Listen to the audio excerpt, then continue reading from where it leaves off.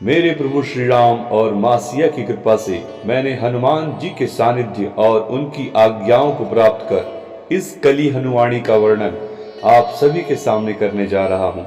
मेरे प्रभु श्री राम और मां सिया की कृपा दृष्टि और उनका साथ हम सभी पर सदैव बना रहे, इसी बात की कामना आपके साथ साझा कर रहा हूं। कली हनुवाणी मेरे प्रभु श्री राम, मां सिया और पवन सुत हनुमान सदैव इस कार्य में मेरे सहायक बने, ऐसी प्रार्थना करता हूँ। इसी के साथ आप सभी के सामने, आप सभी के सम्मुख यह भाग कली हनुवाणु का प्रस्तुत कर रहा हूँ। जय श्री सिया राम, जय श्री सिया राम, जय पवन सुत हनुमान, जय जय श्री राम।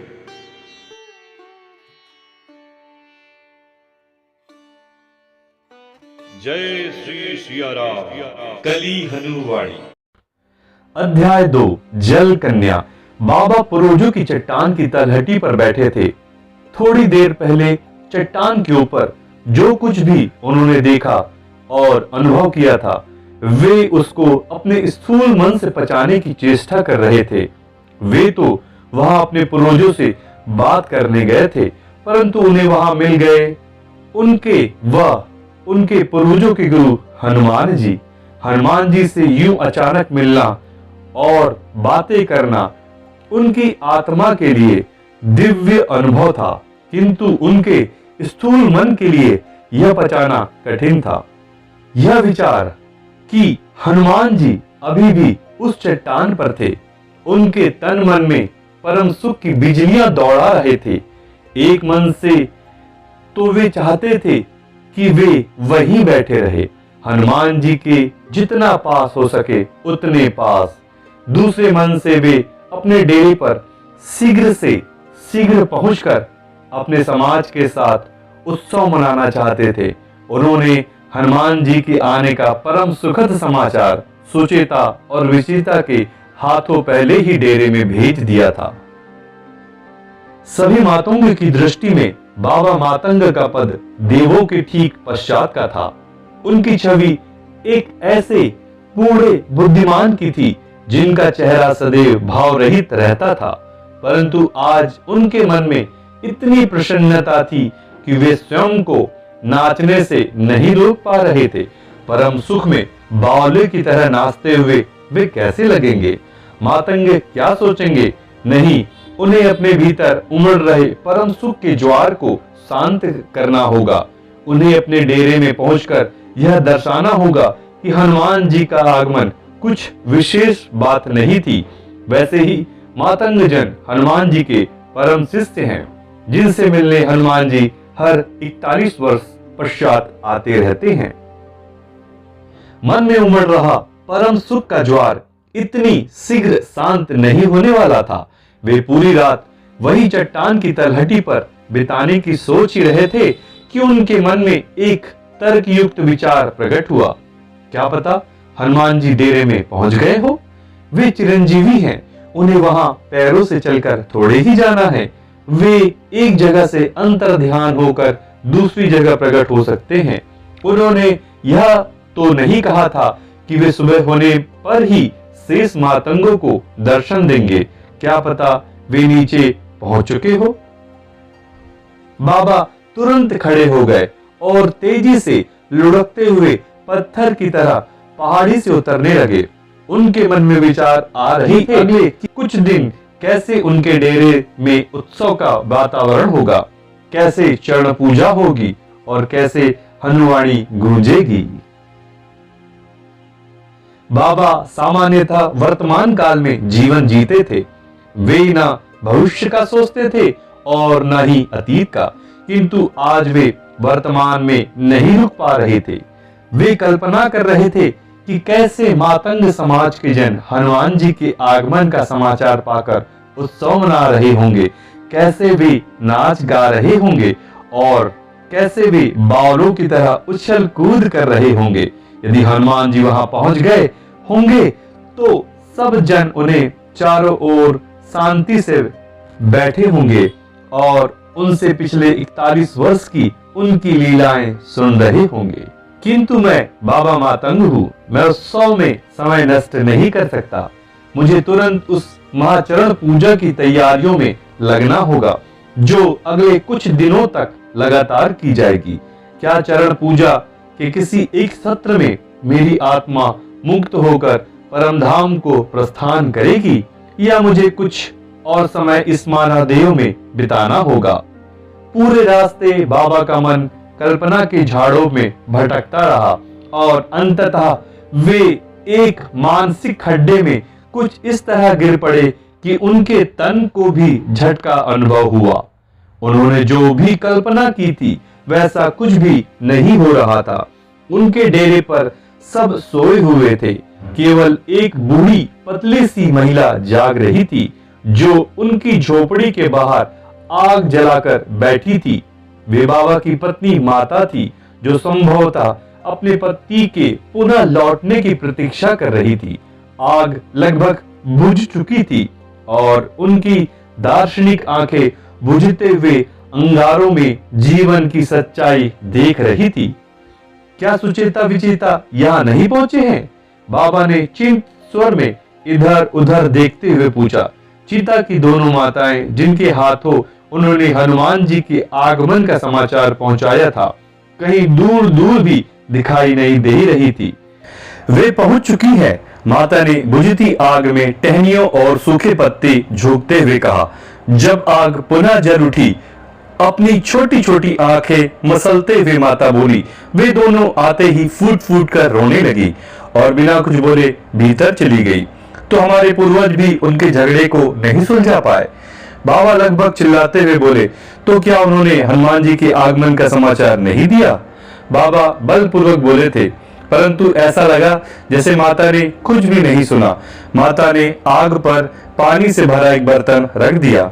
बाबा के हर शब्द को मातंगों द्वारा सिर आंखों पर रखा जाता था। जब उनके यह शब्द अनसुने हुए तो उन्हें विचित्र लगा। वे उच्च स्वर में बोले, माता मातंग, क्या आपने सुना नहीं मैंने क्या कहा? हनुमान जी आ गए हैं। क्यों नहीं सुना बाबा? माता बोली, आप इतने तनाव में क्यों हैं? झगड़ा नहीं सुलझा तो कोई और रास्ता निकल जाएगा। आप तनाव मत लीजिए। बाबा मातंग के सामने उकड़ू बैठे, अपनी आंखों को चौड़ा किए, माथे पर सिलवटे लाते हुए और एक एक शब्द पर सख्ती लगाते हुए वे बोले, हनुमान जी आ गए हैं। बाबा के होठों को पढ़कर कोई बहरा भी समझ सकता था कि उन्होंने क्या कहा, परंतु किसी कारण से माता को कुछ सुनाई नहीं दिया और तो और उन्हें बाबा के होठों में गति भी दिखाई नहीं दी। उन्हें केवल यह दिखाई दिया कि बाबा का चेहरा तनाव से लाल हुआ। कुछ तो गड़बड़ थी। सुनने और बोलने वालों के बीच, प्रस्तुतकर्ता और दर्शक के बीच, संदेश भेजने और प्राप्त करने वालों के बीच। अलग अलग वाक्य और ऊंची नीची ध्वनि के साथ प्रयोग करने के पश्चात बाबा को भान हुआ कि वे शेष सभी बातें माता तक पहुंचा पा रहे थे, शिवाय हनुमान जी के आगमन की बात के।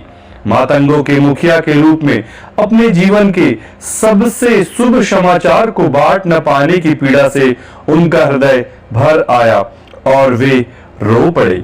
माता ने कुछ देर पहले सुचेता और विचेता को भी ऐसे ही रोते हुए देखा था। वे बाबा के समीप आई और उनके कंधे पर हाथ रखकर उन्हें धीरज बंधाने लगी। मातंगों में कलह होना दुर्लभ था और उससे भी दुर्लभ था बाबा की आंख में आंसू आना।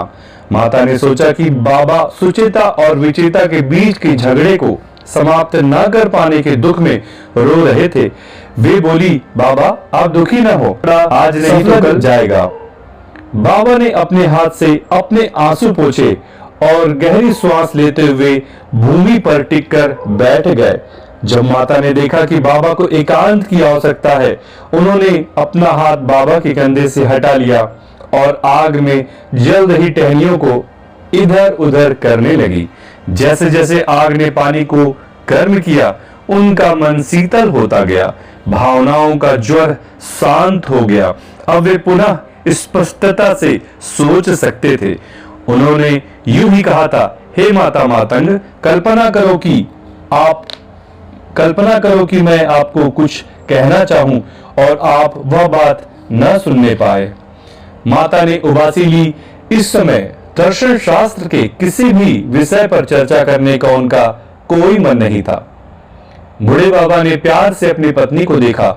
उन्हें माता मातंग की यह बात बहुत ही रुचिकर थी। वे बेबाकी से अपने भीतर की भावनाओं को व्यक्त करती थी, कोई बनावटीपन नहीं, जो भीतर वही बाहर। बड़े उत्तरदायित्व उठाने वाली जनों को प्रायः अपने भीतर की भावनाओं को कुचलकर कार्य करने होते हैं। माता के साथ वैसा नहीं था। यदि उन्हें नींद आ रही है तो वे दर्शन शास्त्र में रुचि का ढोंग नहीं कर सकती थी। वही बाबा की छवि ऐसी बन गई थी कि उन्हें आधी रात में जगाकर भी उनसे ज्ञान की बातें की जा सकती थी।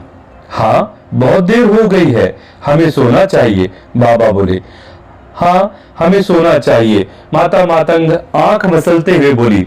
वे खड़ी हुई, दो पग घर की ओर चली और तत्पश्चात पीछे मुड़कर मुस्कुराते हुए बोली, अच्छा तो आपका संकेत नींद की ओर था। जब आपने कहा मैं आपको कुछ कहना चाहूं और आप वह बात न सुनने पाए। आपकी सोने की इच्छा मुझ तक पहुंच गई है बाबा, सो जाइए। स्वप्न लोक की आपकी यात्रा सुखद हो। आपको नहीं पता कि मैं क्या बोलने वाला था, बाबा बुदबुदाए, किंतु माता वहां से जा चुकी थी। बाबा अपने विचार में इतने मग्न थे कि उन्हें माता का अंतिम वाक्य आपकी स्वप्न लोक की सुखद उन्हें माता का अंतिम वाक्य आपकी स्वप्न लोक की यात्रा सुखद हो सुनाई नहीं दिया था। यह वाक्य मातंगों का शुभ रात्रि कहने का ढंग होता है, अर्थात बाबा मातंग को अपनी बात न पहुंचा पाने के विचार में इतना खो गए थे कि उन तक माता द्वारा कहा गया वाक्य नहीं पहुंच पाया था। बाबा के कान खुले थे, बस मन कहीं और था, इसीलिए उन्हें माता का शुभ रात्रि संदेश सुनाई नहीं दिया था। हमें क्या सुनाई देता है और क्या समझ आता है, यह मन पर निर्भर करता है। अधिकतर जनों का मन माया के वश में होता है, इसीलिए वे वही सुनते और समझते हैं जो माया सुनाना समझाना चाहती है, वह नहीं जो वास्तव में बोला गया है। माया के पास मन को वश में करने के लिए अनगिनत हथियार हैं। एक किशोरी को यदि आप कोई नए प्रकार का वस्त्र देंगे तो वह कदाचित उसे रुचिकर नहीं होगा, किंतु यदि उसने वही वस्त्र किसी राजकुमारी या अभिनेत्री को पहने देखा हो तो वह उसे रुचिकर लगेगा। रुचि अरुचि, अच्छा बुरा, शुद्ध अशुद्ध, ग्रहण उचित अनुचित, पवित्र अपवित्र, धार्मिक अधार्मिक, तार्किक अतार्किक, आस्था अनास्था आदि के ठप्पे हमारे मन पर कौन लगाता है? जो आसपास हो रहा है वह सब माया है। माया आपको बताती है कि आप कौन हैं। माया आपको बताती है कि आपको क्या करना है, क्या सुनना है, किससे प्रेम करना है और किससे घृणा करनी है। अतः आप माया के बंदी बन जाते हैं। आप भूल जाते हैं कि आप एक आत्मा है। माया द्वारा दी गई पहचान को आप अपनी पहचान मान बैठते हैं। परंतु मातंगों की माया कैसे नियंत्रित कर सकती थी?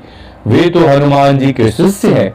उन्हें क्या सुनाई देगा और क्या समझ में आएगा, यह तो हनुमान जी तय करते हैं, क्योंकि वे हनुमान जी को पूर्णतः समर्पित हैं। इसलिए हनुमान जी के आगमन की बात न बता पाने के पीछे हनुमान जी का ही कोई लीला रही होगी। किंतु बाबा ऐसे नहीं सोच रहे थे। वे दर्शन शास्त्र की गहराइयों में चले गए थे, जहां तथ्य से अधिक संदेह को महत्व दिया जाता है। वे इस बात का भी संदेह करने लगे कि कुछ देर पहले उन्होंने पहाड़ी पर हनुमान जी के दर्शन किए थे। हो सकता है कि वह उनका वहम हो सकता है कि सुचेता विचेता के बीच चल रहे झगड़े के तनाव के चलते उनके मस्तिष्क के तार हिल गए हों और उन्हें वहम होने लगे हों। किंतु दर्शन के समय सुचेता और विचेता भी उनके साथ थी। उन्होंने भी हनुमान जी से बातें की थी। क्या उनको भी वहम था? क्यों नहीं, हो सकता है वे सब एक सामूहिक वहम से ही ग्रस्त हो गए थे। यदि वे हनुमान जी के आने की बात माता को बता पाते तो कदाचित उन्हें इस बात में कुछ सच्चाई लगती, या वह भी वहम ही लगता। वहम पूरे मातंग समाज को भी तो हो सकता है, परंतु ऐसा वहम जो सभी को हो गया हो उसे तो वास्तविकता ही माना जाएगा ना। वास्तविकता और वहम में क्या अंतर है? यदि पूरी मानवता को कोई वहम हो तो क्या सब उन्हें परम सत्य की संज्ञा नहीं देंगे? ऐसा सोचते सोचते बाबा मातंग का हनुमान जी के आगमन से उत्पन्न हुआ जोश ठंडा पड़ गया। अब उन्होंने उसे एक साधारण रात्रि मान लिया। अब उन्हें नींद भी आने लगी थी। उन्होंने नींद के वाहन की सवारी करने का मन बनाया और स्वप्न लोक की ओर रवाना हो गए। यद्यपि उनके सपनों में कुछ ऐसा विशेष नहीं था जिसकी छाप उनके चेतन मन पर छूटती। वे एक बूढ़े व्यक्ति थे। उनकी कोई इच्छा नहीं थी सिवाय इसके कि वे मातंग समाज के मुखिया का दायित्व किसी और को सौंपकर देह त्याग करें। मातंगों ने अपना मुखिया चुन लिया था। जीवन के 2 दशक पार कर चुके एक नौजवान को यह दायित्व सौंपा जाना था। इसमें आश्चर्य की बात नहीं होनी चाहिए, क्योंकि मातंग देह की आयु नहीं आत्मा के अनुभवों को महत्व देते हैं। उर्वा की आयु छोटी होते हुए भी उसकी आत्मा के पिछले जन्मों के अनुभव उसे शेष सभी मातंगों से उच्च बनाते थे। सभी देवी देवताओं ने मातंग को दिव्य संकेत देकर यह बताया था कि उर्वा ही उनके अगले मुखिया बनने के योग्य थे। उन संकेतों में एक था उर्वा को आने वाले बुरे सपने जो बचपन से उसे कष्ट देते आ रहे थे।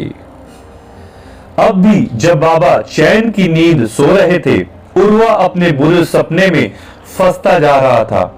यह बुरा सपना जो उसे बार बार आता था एक जलपरी का था।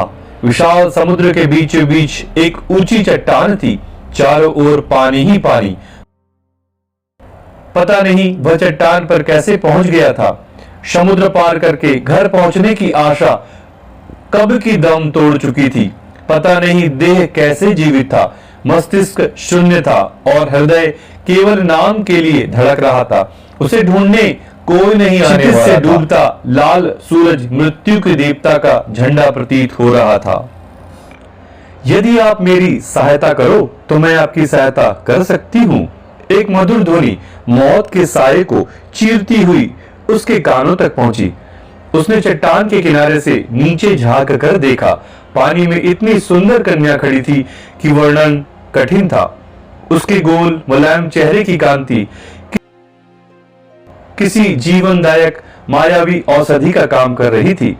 उसकी चमकती हुई हरी आंखों में हिरण जैसी मासूमियत थी, किंतु उर्वा के मन में मृत्यु और संकट के विचार भरे हुए थे।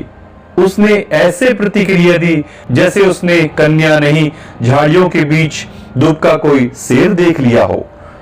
वह तीव्रता से सरक कर चट्टान के किनारे से ऐसे पीछे हटा जैसे संकट को भाप कोई जानवर बिल में घुसता है। किसी ने झपट्टा नहीं मारा, कोई नहीं गुर्राया। जब अगले कुछ क्षण संपूर्ण मौन में बीते तो उसे अपनी त्रुटि का भान हुआ। कहीं ऐसा तो नहीं था उसने सहायता के लिए बड़े हाथ को सांप समझ लिया था? कौन हो आप और क्या चाहती हो? उसने उत्तर की अपेक्षा से नहीं, यह जानने के लिए प्रश्न पूछा। वह अलौकिक कन्या वहीं पर थी या चली गई थी? मैं आपको वहीं पहुंचा सकती हूं जहां पर आते जाते जल यात्री कदाचित आपको देख ले और आपकी सहायता कर दे। उत्तर मिला। उर्वा मौन रहा। उसके शून्य मस्तिष्क ने तर्क दिया, यदि वह कन्या कोई मायावी राक्षस है तो भी चट्टान पर पड़े पड़े दम तोड़ने से अच्छा है तीव्र मौत मरा जाए। वह चट्टान के किनारे पर पुनः आ गया। नीचे झांककर कन्या को देखने का उसे साहस नहीं हुआ, परंतु वह 2 शब्द मुख से निकालने में सफल रहा। कौन हो आप? यूं समझ लो कि मैं आपकी ही तरह एक अभागी आत्मा हूं। समुद्र की गहराइयों में फंसी प्रतीक्षा कर रही हूं कि कोई मुझे मुक्त कर दे। कन्या ने इतने उदास स्वर में उत्तर दिया कि उर्वा के मस्तिष्क ने उन शब्दों को समझने की चेष्टा नहीं की। उत्तर के अंत में कन्या ने संभवतः गहरी श्वास छोड़ी तो उर्वा को लगा कि वह सुबक रही थी। अब उर्वा से रहा नहीं गया। उसने दोनों हाथ चट्टान के किनारे पर टिकाकर अपना सिर बाहर निकाला और नीचे देखा। उसकी आंखें कन्या के निर्मल हरी आंखों से मिली तो उसके मन में भय और संकट के सभी विचार वाष्प की तरह उड़ गए।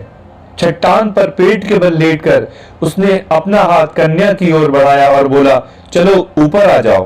कन्या के कोमल हाथ उसके हाथ से मिले तो तुरंत कुंडली बन गई। यह समझ नहीं आ रहा था कि किसने किसका हाथ थाम रखा था। उर्वा ने कन्या को ऊपर खींचने के लिए बल लगाया। कन्या पानी से तनिक भी ऊपर नहीं उठी, उल्टे वह नीचे धंसने लगी। ऐसा लगा जैसे कन्या को कोई मगरमच्छ पानी में नीचे खींच कर ले जा रहा था। उर्वा के मस्तिष्क में एक रंगीन चलचित्र बन गया जिससे वह नायक था, कन्या नायिका, और वह नायिका को भयानक जल राक्षसों से बचा रहा था। उसने पूरा बल लगा दिया। कन्या को बचाने के चक्कर में वह स्वयं चट्टान पर चमगादड़ की तरह उल्टा लटक गया। अब उसके लिए चट्टान पर वापस सुरक्षित सिमटना कठिन था। गहरा समुद्र उसे निगलने के लिए तैयार था। वह गिरा तो सीधे गहराइयों में चला गया। सतह पर पुनः आने का उसे अवसर ही नहीं मिला। जितने हाथ पैर मारता उतनी ही गहराइयों में जाता। श्वास रोककर रखना भी असंभव हो गया। जब उसने श्वास भरी तो ऐसी भरी कि घड़े जितना पानी सीधे उसके तन के भीतर घुस गया। ऐसा लगा जैसे कोई मायावी राक्षस उसके नथनों से होकर उसके पेट में घुस गया हो। राक्षस भी ऐसा जो घुसने के पश्चात उसके तन को भीतर से चीर कर बाहर निकलने को आतुर था। पता नहीं राक्षस निकल गया या भीतर ही मर गया। कुछ क्षण पश्चात सब कुछ अचानक सामान्य हो गया। वह अभी भी गहरे पानी में था, परंतु पानी हवा जैसा लग रहा था। वह मछली की तरह पानी में सहज अनुभव कर रहा था। ऐसा लग रहा वह पानी में तैर नहीं रहा था, अपितु हवा में उड़ रहा था। वह अकेला नहीं उड़ रहा था, उसकी पीठ पर कोमल हाथ था जो उसकी उड़ान की दिशा तय कर रहा था। वह हरी आंखों वाली कन्या उसके पास में उड़ रही थी। वह उस कन्या का बंदी था। उसने जल कन्या की ओर प्रश्नात्मक दृष्टि डाली तो कन्या ने उसे रिक्त दृष्टि से देखा। इससे पहले कि वह निर्मल चेहरा उसे पुनः अपने माया जाल में उलझाता, उसने देखा कि वह कन्या साधारण कन्या नहीं थी, वह एक जल कन्या थी। उसकी आधी देह मनुष्य की और आधी देह मछली की थी। उर्वा को अब सब समझ में आ रहा था कि उसने स्वयं की देह के निचले भाग को अनुभव किया तो पाया कि वह भी आधा मछली हो गया था। अब वह मानव नहीं जल मानव था। उसके मस्तिष्क में पूरे पहली का हल निकल गया था। जल कन्या ने उसे फंसाया था। नहीं, उसके मुख से अनायास ही नाटकीय भाव से शब्द निकले, आप मेरे साथ ऐसा नहीं कर सकती। जल कन्या के चेहरे पर कोई भाव नहीं आए। उस निर्मल चेहरे को एकाध मांसपेशी में केवल तब तनाव आया जब उसके बंदी ने स्वतंत्र होने की चेष्टा की और उसे अपना कोमल हाथ बलपूर्वक अपनी बंदी की कमर पर रखना पड़ा। अपने बंदी को पूर्णतः काबू में करने के पश्चात भी जल कन्या के चेहरे पर विजय अथवा प्रसन्नता के भाव नहीं थे। वह पूरे रास्ते में उदास व रिक्त सी दिखाई दी। जब वह अपनी रानी के दरबार में पहुंची तब भी उसने उदास स्वर में ही बंदी को प्रस्तुत किया। वह बोली, हे जल मानवों की महारानी, मेरी भेंट स्वीकार कीजिए। वह परंपरा जिसका मैं गर्व से एक भाग हूं सदा संपन्न रहे। जल कन्या ने महारानी को प्रणाम किया और जल कन्या ने महारानी को प्रणाम किया और तैरते हुए बाहर के द्वार की ओर बढ़ी। इस बीच जल मानव बन चुका उर्वा उसे घूर कर देख रहा था। जब जल कन्या द्वार से बाहर निकलने ही वाली थी, उर्वा चिल्लाया, आप झूठी, कपटी और मक्कार हो। आपने मुझसे छल किया है।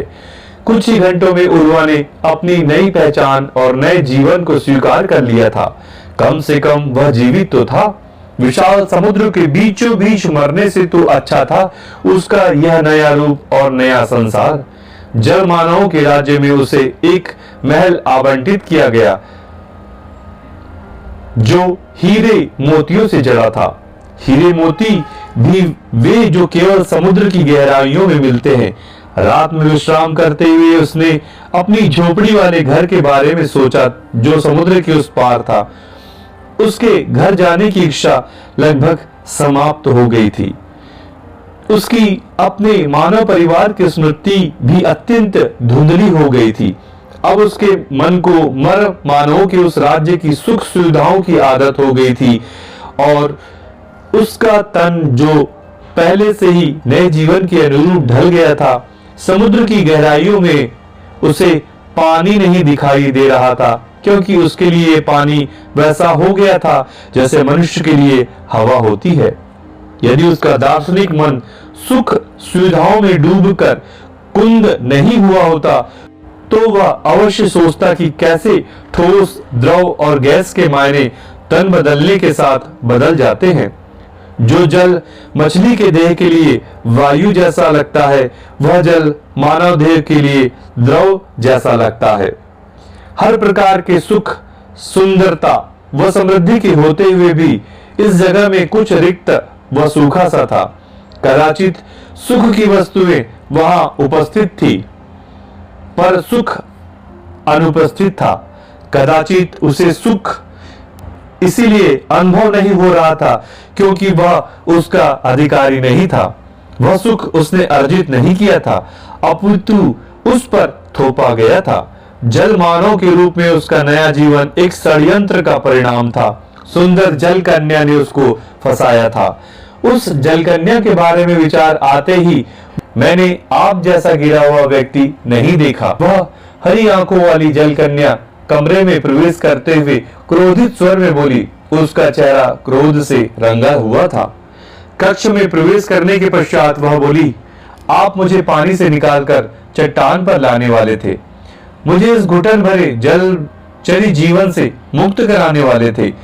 मुझे बचाना तो दूर, आप तो स्वयं पानी में टपक पड़े और ऊपर से आपका यह दुस्साहस कि मुझे झूठा और कपटी कहते हो। क्या झूठ बोला है मैंने? मेरा हर शब्द सत्य था। हाँ, मैं एक अभागी आत्मा हूँ क्योंकि मैं यहाँ बंदी हूँ। हाँ, मैं जानती हूँ उस जगह को जहाँ से नौकाएं आती जाती है। यदि आप मुझे पानी से उठाकर चट्टान पर ले जाते तो मैं जलकन्या से पुनः मानव रूप में आ सकती थी। तत्पश्चात हम दोनों भाग सकते थे। अरे मूर्ख, अब तक तो हम घर पहुंच गए होते। क्या क्या कहा आपने? क्या पुनः मानव बनना संभव है? वह अपना नवस्फुटित उत्साह छिपा नहीं पाया। वह बिस्तर से उठा और कक्ष के दूसरे कोने की ओर तैरा जहां वह जलकन्या क्रोध से लाल हुई खड़ी थी। क्रोधित अवस्था में भी उसका चेहरा निर्मल और निष्कपट लग रहा था। जैसे ही उर्वा जलकन्या के समीप आया, वह उससे ऐसे दूर हट गई जैसे उर्वा किसी संक्रामक रोग से ग्रस्त हो। कक्ष में रहकर उर्वा से जितनी दूर जा सकती थी गई और दूर वाले कोने पर पहुंच गई। क्रोध में उसने हाथ में एक सजावटी गेंद उठा ली थी। गेंद को उसने ऐसे दबाया जैसे वह फेंकने के लिए अपनी पकड़ दृढ़ कर रही हो। गेंद तो उसने फेंक कर नहीं मारी, परंतु तेज शब्दों का आक्रमण जारी रखा। बोली, आपने मुझे झूठा कहने का दुस्साहस कैसे किया? अच्छा, मैं अपने शब्द वापस लेता हूं। उर्वा के पास अहम की लड़ाई करने के लिए समय नहीं था। वह शीघ्र से शीघ्र जानना चाहता था कि वापस मानव कैसे बना जा सकता है। उसने अपना प्रश्न दोहराया, क्या पुनः मानव रूप में बदलना संभव है? हाँ, संभव है मूर्ख। जलकन्या के स्वर में क्रोध कम नहीं हुआ था। वह बोली, यह रस्साकस्सी के खेल की तरह है। यदि किसी मानव ने जल मानव को ऊपर खींच लिया तो जल मानव की मुक्ति हो जाती है और पुनः मानव बन जाता है। जब कोई जल मानव किसी मानव को पानी में खींच लेता है तो वह मानव जल मानव बन जाता है। आप मुझे इस कष्ट से मुक्ति दे सकते थे, किंतु आप तो स्वयं ही यहाँ जा फंसे। क्या मैं अब समुद्र की सतह में जाकर अपना भाग्य परख सकता हूँ? उर्वा ने आशापूर्वक पूछा। साथ में वह यह भी सोच रहा था कि वह इतनी पतली सी कन्या को ऊपर क्यों नहीं उठा पाया था। क्या कन्या की सुंदरता ने उसके मन को विचलित कर दिया था? जो कन्या तब अलौकिक सुंदरता की देवी लग रही थी, अब साधारण कन्या ही लग रही थी। क्या आपको तनिक भी भान है कि आपके साथ क्या हुआ है? जल कन्या ने घृणा की दृष्टि डालते हुए उर्वा से पूछा। या यहाँ की चकाचौंध ने आपके मस्तिष्क को धो डाला है? हे मूर्ख प्राणी, आप अभी अभी जल मानव बने हो, अर्थात आप इस जल संसार के शिशु हो, अभी अभी पैदा हुए हो आप यहाँ। अभी आप समुद्र की सतह पर जाकर अपना भाग्य नहीं परख सकते। जब आप यहाँ के वयस्क हो जाएंगे तब आपको अवसर मिलेगा। उस अवसर का प्रयोग करके या तो आप स्वयं मानव बन सकते हो या किसी मानव को जल मानव बनाकर यहाँ ला सकते हो। एक अवसर, केवल एक। उसने सजावटी गेंद को बलपूर्वक नीचे दे मारा और दांत पीसते हुए बोली, मेरा अवसर आपने नष्ट करवा दिया। कहा कुछ देर पहले उर्वा उस जलकन्या से प्रतिशोध लेने की प्रतिज्ञा कर रहा था और कहा अब उसके मन में सहानुभूति उमड़ रही थी। उसने पूछा, तो क्या यहाँ के सभी जल मानव पहले मानव थे? और नहीं तो क्या, जलकन्या बोली। क्या आपको अभी तक यह ज्ञान नहीं हुआ? हे मूर्ख प्राणी, यहाँ का हर नागरिक पहले मानव था। हम जनन नहीं करते, हम मानवों को जल मानवों में परिवर्तित करके अपना वंश बढ़ाते हैं। हर नागरिक को केवल एक वंशज बनाने का अधिकार है। मैंने आपको परिवर्तित किया है, इसलिए आप मेरे वंशज हो। जब आप वयस्क हो जाएंगे तब आपको भी एक अवसर मिलेगा। या तो उस अवसर का लाभ उठाकर आप स्वयं पुनः मानव बनकर स्वतंत्र हो सकते हो या किसी मानव को जल मानव में परिवर्तित करके यहाँ अपना वंश बढ़ा सकते हो। जब तक उर्वा वयस्क हुआ तब तक वह जल मानवों के संसार के साथ इतने शक्तिशाली संबंध स्थापित कर चुका था कि उसकी वहां से स्वतंत्र होने की इच्छा समाप्त हो गई थी। सब सुख तो थे उसके पास सिवाय संतान सुख के, और वह सुख भी अब उसे प्राप्त होने वाला था। वह उस दिन की अधीरता से प्रतीक्षा कर रहा था जब उसे किसी मानव को जल मानव बनाने का अवसर मिलने वाला था। वह अपने वंशज को नए संसार में ढालने की सुख की कल्पना वैसे ही किया करता था जैसे मानव अपनी संतान पालने के सपने देखते हैं। वंशज बनाने के पश्चात वह पूरा जीवन सुख समृद्धि में बिताने वाला था। उसके पश्चात उसे किसी चीज की कमी नहीं रहने वाली थी। उसके पश्चात उसका जीवन स्वर्ग जैसा होने वाला था। और मृत्यु का विचार निसंदेह भयावह था, क्योंकि यहाँ की मृत्यु नरक से भी बदतर होती थी। उसे पता था कि हर जल मानव की तरह उसे भी एक दिन जीवित ही भयावह राक्षसी मछली के मुख में प्रवेश करना था। जल मानव के लोक में हर पखवाड़े एक मृत्यु का उत्सव मनाया जाता है। उस उत्सव में जल मानव अपने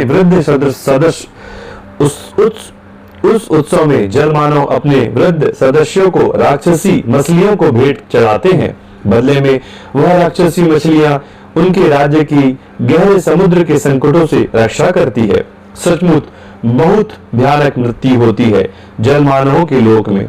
मानव लोक में कम से कम मृत्यु तो पीड़ा रहित हो सकती है। केवल भयानक मृत्यु का विचार ही था जो उर्वा को जल मानवों के लोक को छोड़कर मानव संसार में लौटने के लिए प्रोत्साहित करता था। अंततः आखिर का दिन आ पहुंचा। जल मानवों की सेवा करने वाली सूक्ष्म मछलियां ने लक्ष्य के बारे में समाचार दिया। उर्वा का लक्ष्य था एक नाव में यात्रा कर रही कन्या जो अकेली और उदास लग रही थी। जल मानव उर्वा समुद्र की सतह पर आ गया और उस नाव के पास पहुंचा। नाव की स्तंभ का सहारा लेकर कन्या अकेले बैठी थी। उसने एक स्तंभ के दोनों ओर पैर बाहर की ओर लटकाए हुए थे और समुद्र के जल को एकटक देखते हुए अपने जीवन के निर्णयों का विश्लेषण कर रही थी। वह अपने विचारों में इतना खोई हुई थी कि उसे नाव के साथ साथ तैर रहे उस मानव जैसे जंतु का ध्यान करने में कुछ समय लगा। उर्वा ने यह निर्णय ले लिया था कि वह अपना शिकार करते समय छल कपट का सहारा नहीं लेगा। वह वैसा नहीं करेगा जैसा उस हरी आंखों वाली जलकन्या ने उसके साथ किया था। उसने सोच लिया था कि वह पहले से ही अपनी जल मानवीय देह का प्रदर्शन कर देगा। उसने तब तक उस जलयात्री कन्या से आंखें नहीं मिलाई जब तक कि उसने कई बार उछलकर अपनी जल मानवीय पहचान को घोषित नहीं कर दिया। वह कन्या अकेली बैठी थी, जबकि नाव के प्रकोष्ठ से उसके मित्रों की बातचीत करने का कोलाहल आ रहा था। इसी बिंदु को पकड़कर उर्वा ने बातचीत शुरू की। वह बोला, आपके मित्र बहुत शोर कर रहे हैं, नहीं? कन्या को या तो यह प्रश्न बुरा लगा या यह बुरा लगा कि उसके मित्रों के कारण एक विलक्षण जलचरी जंतु को कष्ट हो रहा था। उसके चेहरे पर उदासी के भाव आ गए। उर्वा तुरंत बोला, नहीं नहीं, मुझे कोई कष्ट नहीं है। एक तो वह कन्या पहले से ही उर्वा के सुंदर रूप को देखकर मोहित लग रही थी, ऊपर से वह उर्वा के कष्ट की चिंताएं करने लग गई थी। उर्वा जानता था कि कन्या का उसके प्रति लगाव उसके पुनः मानव बनने की इच्छा को चूर चूर कर सकता था। हाँ, इससे उसकी वैकल्पिक इच्छा अर्थात कन्या को जल कन्या में बदलकर जल मानव के रूप में अपना वंश बढ़ाने की इच्छा पूर्ण करना सरल हो सकता था। वैकल्पिक इच्छा, क्या यही उसकी एकमात्र इच्छा नहीं थी? हाँ, उसको कन्या का आखेट करना था। उसे मानव संसार में पुनः नहीं जाना था। उसने निर्णय लिया कि वह कन्या को उसके लगाव में फंसने देगा ताकि उसका काम सरल हो सके। घर की स्मृतियां व्याकुल कर रही है। उर्वा ने बातचीत आगे बढ़ाते हुए पूछा। कन्या ने कोई उत्तर नहीं दिया। हाँ, उसकी आंखों में नमी आना इस बात का संकेत था कि उसके हृदय में हीन का कोई टीला पिघला था। अकेलापन भी तो हीन का टीला ही होता है।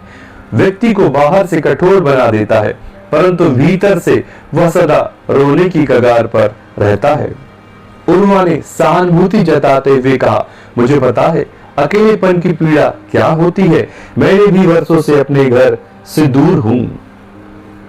अब उर्वा नाव के इतने समीप तैर रहा था कि जल यात्री कन्या को अपना सिर आगे निकालकर नीचे देखना पड़ रहा था।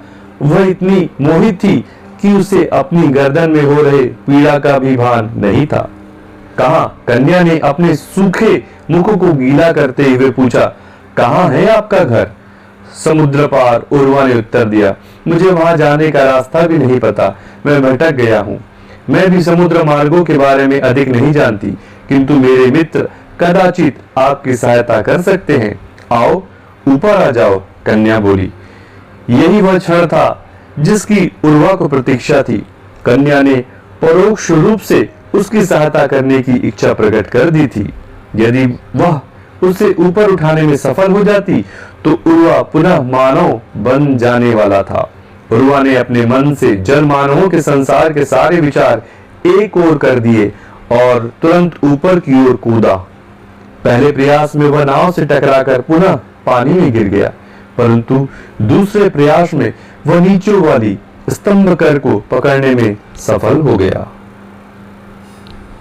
उसकी देह का नीचे वाला भाग जो मछली का था इस तरह फड़फड़ाने लगा जैसे कोई मछली कांटे में फंसने पर फड़फड़ाती है।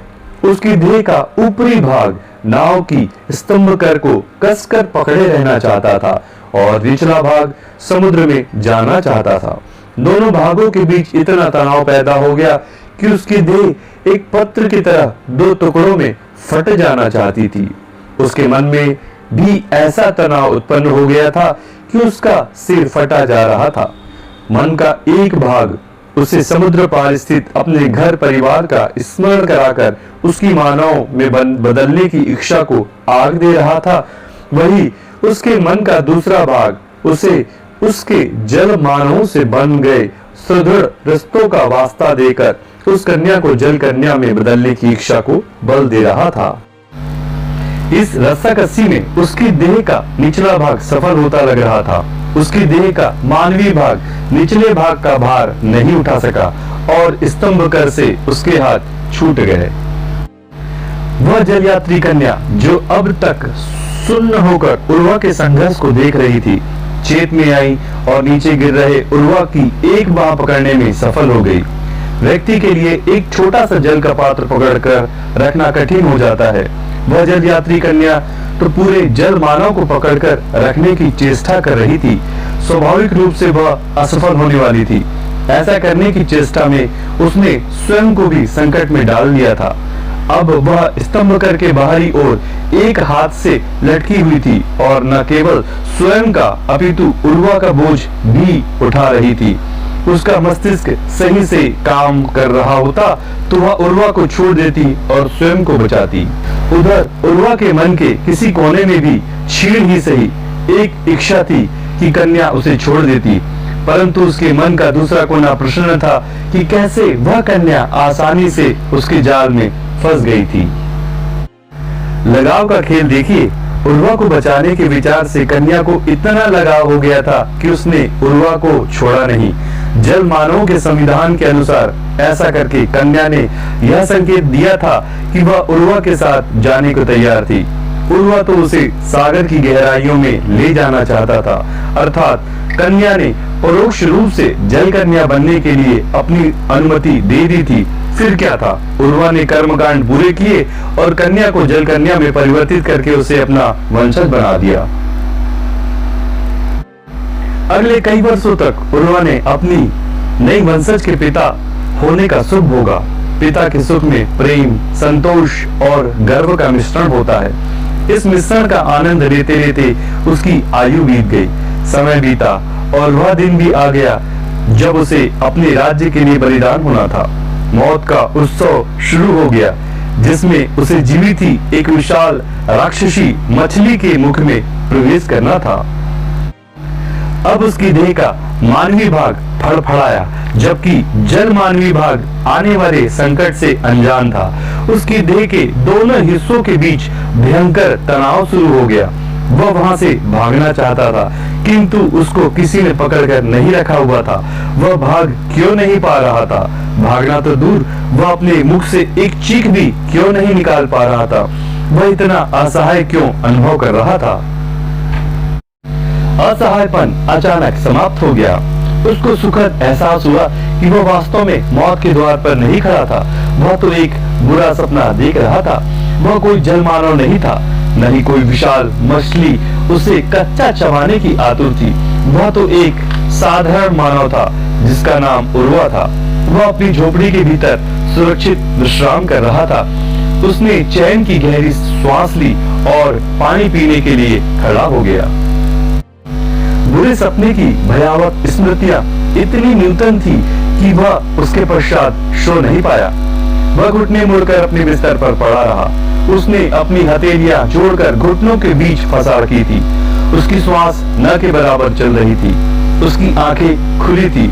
ऐसा लग रहा था जैसे वह किसी राक्षस के साये में मरा होने का अभिनय कर रहा हो। जागृत अवस्था में भी स्वप्न लोक की वे राक्षसी मछलियां उसे अभी भी खतरनाक रूप से समीप लग रही थी। यह बुरा सपना उसे इतनी बार आ चुका था कि वह गिनती भूल चुका था। हाँ, आज का सपना पहले के सपनों से कहीं अधिक विस्तृत था। बाबा ने उसे वादा किया था कि यह सपना उसे तब आना बंद हो जाएगा जब उसे जल मानवों के संसार का एक रहस्य पता चल जाएगा। आज उसे सपने में यह रहस्य पता चल रहा था कि जल मानव राक्षसों की भांति तामसिक मनसा से आखेट नहीं करते। वे तो स्वयं स्वतंत्र होना चाहते हैं। उर्वा बाबा को इस बारे में बताने के लिए सुबह होने की प्रतीक्षा करता रहा। वह आशा कर रहा था कि उसे उस बुरे स्वप्न से सदा के लिए मुक्ति मिल गई थी। सब कुछ तो देख लिया था। आज उसने अब क्या शिक्षा देनी शेष रह गई थी। उर्वा नित्य मातंग समाज के कर्मकांडों को संपन्न करने में बाबा की सहायता करता था। सुबह होते ही वह बाबा का हाथ बटाने पहुंचा। आज के कर्मकांड में नारियल के 9 खोपरों के बीच एक एक चींटी को बंद किया गया था। खोपरे कर्मकांड स्थल की परिधि में रखे गए थे। हवन कुंड में घी की आहुति दी गई और तत्पश्चात उन चींटियों को एक एक रास्ता करके स्वतंत्र किया गया। चींटियां स्वतंत्र होकर जिस आड़े टेढ़े रास्ते में भागी, उस रास्ते को एक टहनी से उल्लेखित किया गया और तत्पश्चात उस रास्ते पे चला गया। यह कर्मकांड आत्मा के नश्वर शरीर में की जाने वाली बेतरतीब और गणित से न मापी जा सकने वाली यात्रा को दर्शाता था। उर्वा वार्ता शुरू करते हुए बोला, बाबा, मैं समुद्र के बीचों बीच एक चट्टान पर मृत्यु की प्रतीक्षा कर रहा था कि एक कन्या वहां उपस्थित हुई। मैं उसकी बातों में आ गया। उसके जाल में फंसने के कारण मुझे पता चला कि वह एक जल कन्या थी। उसने मुझे भी जल पुरुष में परिवर्तित कर दिया और वह मुझे अपने साथ समुद्र की गहराइयों में ले गई। उनके लोक में मुझे एक बहुत ही भावनात्मक रूप से सुखा जीवन जीना पड़ा। और अब आप मन ही मन उस जलकन्या को सदा की तरह भला बुरा कह रहे हो ना? बाबा ने एक नारियल के खोपड़े के ऊपर से घी से भरी चम्मच घुमाते हुए कहा। उस खोपड़े के नीचे एक चींटी बंद थी। मातंगों के लिए कर्मकांड के बीच में वार्तालाप करना नई बात नहीं थी, अपितु वे कर्मकांड से अधिक महत्व ज्ञान की वार्ता को देते हैं। नहीं बाबा, यही तो मैं आपसे कहना चाहता हूँ। मेरे मन में अब उस जल कन्या के प्रति कोई द्वेष नहीं, क्योंकि आज मुझे इस बुरे सपने का अगला भाग दिखाई दिया। उस भाग में मैं भी एक जल मानव के रूप में एक मानव कन्या का आखेट कर रहा था।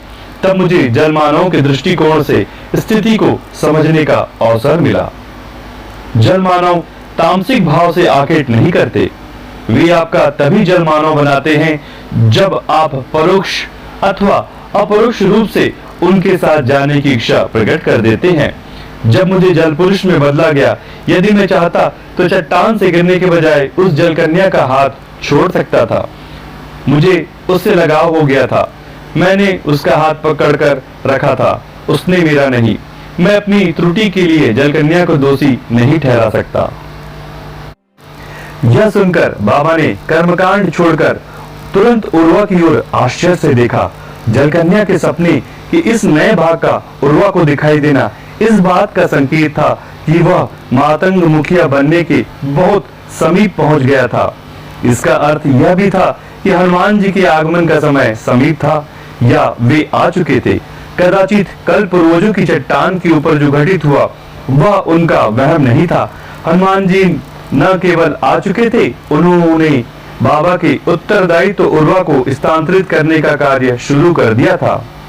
हनुमान जी आ चुके हैं। बाबा अपनी प्रसन्नता को शब्दों का रूप देने से नहीं रोक पाए। उनके सिर से पैर तक प्रसन्नता की मीठी लहरें दौड़ रही थी। परंतु बाबा के शब्दों को सुनना तो दूर, उर्वा को उनके होठों में गति भी प्रतीत नहीं हुई। हनुमान जी अपने आगमन की सूचना को फैलने से क्यों रोक रहे थे? वे क्यों नहीं चाहते थे कि बाबा सभी मातंगों को सूचित करे और साथ में उत्सव मनाएं? बाबा ने इस बारे में अधिक सोचना उचित नहीं समझा। उन्होंने निष्कर्ष निकाल लिया है कि उनका मस्तिष्क हनुमान जी की लीलाएं समझने की योग्य नहीं था। बाबा कर्मकांड को पुनः शुरू करते हुए बोले, पूरा सपना देख सकने की ये घटना बहुत महत्वपूर्ण है उर्वा। इस बुरे सपने का रहस्य आपको शीघ्र ही समझ आएगा। तो क्या मैं यह समझने की योग्य हो गया हूँ कि जल कन्या का हमारे जीवन से क्या संबंध है? हाँ, आपको कम से कम यह जानने की योग्यता तो मिल ही गई है। सामान्य जीवन में जल कन्या हमारे आसपास ही भटकती रहती है। यदि आज दिखेगी तो मैं आपको बताऊंगा और समझाऊंगा। उसे देखना बहुत सरल है। नारियल के खोपरे के ऊपर से घी के चम्मच घुमाने के पश्चात बाबा अग्निकुंड की ओर बढ़े, जहां उसकी आहुति दी जानी थी। 1 घंटे के पश्चात सुबह का नाश्ता करके उर्वा, उसका परम मित्र धनुष्क, उसके चाचा बसंत और मातंग प्रमुख बाबा शहद की खोज में निकल पड़े। जैसे ही उन्होंने अपने डेरे की परिधि पार की, उन्हें 3 मनुष्य दिखाई दिए। वे जंगलवासी तो नहीं लग रहे थे, परंतु उन्होंने जंगलवासी जैसा भेष बना रखा था। तीनों 3 अलग अलग पत्थरों पर बैठे थे। ऐसा लग रहा था कि वे बहुत देर से मातंगों से मिलने की प्रतीक्षा कर रहे थे। देखो, वे रही 3 जल कन्याएं जो मेरा आखेट करना चाहती है। बाबा के शब्दों में क्रोध था। उन्होंने जानबूझकर अपनी दृष्टि नीची कर ली ताकि उन्हें उन 3 बहुरूपियों से दृष्टि न मिलानी पड़े। मुझे तो कोई जल कन्या दिखाई नहीं दे रही। बाबा, मुझे तो वे 3 भारी समाज के जन लग रहे हैं जो आपसे बात करना चाहते हैं। उर्वा ने उन तीनों को एक दृष्टि से देखते हुए कहा। उसे बचपन से ही भारी समाज के जनों से मिलने की जिज्ञासा थी, किंतु इतना भी नहीं कि वह बाबा की अवज्ञा करके सच में बाहर के जनों से मिलने की चेष्टा करता। बाबा ने भारी समाज से बिल्कुल भी संपर्क नहीं साधने के कठोर निर्देश दे रखे थे। उनके लिए बाहरी जन वे लालची थे जो जंगलों को नष्ट करने पर तुले हुए थे।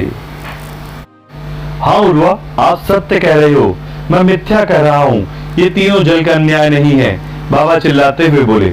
उर्वा को बुरा नहीं लगा, क्योंकि वह जानता था कि बाबा केवल क्रोधित होने का अभिनय कर रहे थे, ताकि उनके क्रोध को देखकर वे बाहरी जन अपना रास्ता नाप ले या कम से कम बात करने की चेष्टा न करें। परंतु वे तीनों सामान्य बाहरी जन नहीं थे। उनमें से एक को हनुदास नाम मिला हुआ था। हनुदास अर्थात वह जो हनुमान जी को समर्पित हो। उसने भरी दोपहरी में टोरंतो नगर की भागा दौड़ी के बीच हनुमान जी के साक्षात दर्शन किए थे। अन्य 2 भी बाहरी समाज के पहुंचे हुए संत थे, जिनमें से एक को स्वामी जी तथा दूसरे को ब्रह्मचारी जी का संबोधन प्राप्त था। अभी तो बाबा मातंग उन तीनों से बात करने को भी तैयार नहीं थे, किंतु कुछ दिन में वे तीनों जन मातंग समाज का भाग बनकर हनुमान जी द्वारा की गई वार्ताओं को संग्रहित करने वाले थे। उनके द्वारा संग्रहित वार्ताओं को कली हनुवाणी नामक पुस्तक के रूप में बाहरी समाज में पहुंचना था।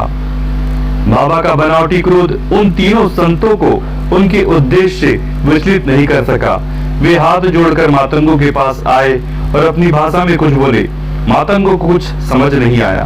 बाबा ने इस घुसपैठ का क्रोध उर्वा पर निकाला। उन्होंने ऐसे प्रतिक्रिया दी जैसे वे तीनों बाहरी संत उर्वा के बुलाने पर वहां आए हो। उन्होंने उर्वा के हाथ से शहद का खाली घड़ा छीना और उसी के पैरों के सामने भूमि पर दे मारा। घड़ा फूटने की ध्वनि में और उनके चिल्लाने की ध्वनि मिश्रित हुई तो ऐसा प्रभाव उत्पन्न हुआ कि तीनों बाहरी संत हाथ ऊपर करके पीछे हट गए। उन्होंने सांकेतिक भाषा में यह समझाने की चेष्टा की कि उनका मातंगों के जीवन में घुसपैठ करने का कोई उद्देश्य नहीं था। रास्ता स्पष्ट हो गया तो सभी मातंग शहद की खोज में आगे बढ़ गए। रास्ता स्पष्ट हो गया तो सभी मातंग शहद की खोज में आगे बढ़ गए। वाह, क्या अभिनव था आपका बाबा, अति उत्तम। उर्वा के मुंह से बचकाने शब्द उससे भी अधिक बचकानी हंसी के साथ निकले। बाबा ने अपने माथे पर अतिरिक्त सिलवटें डालकर उसको गंभीर दृष्टि से देखा। चाचा बसंत कोई भजन गुनगुनाकर ऐसे अभिनय करने लगे जैसे उन्होंने उर्वा के बचकाने शब्दों को नहीं सुना।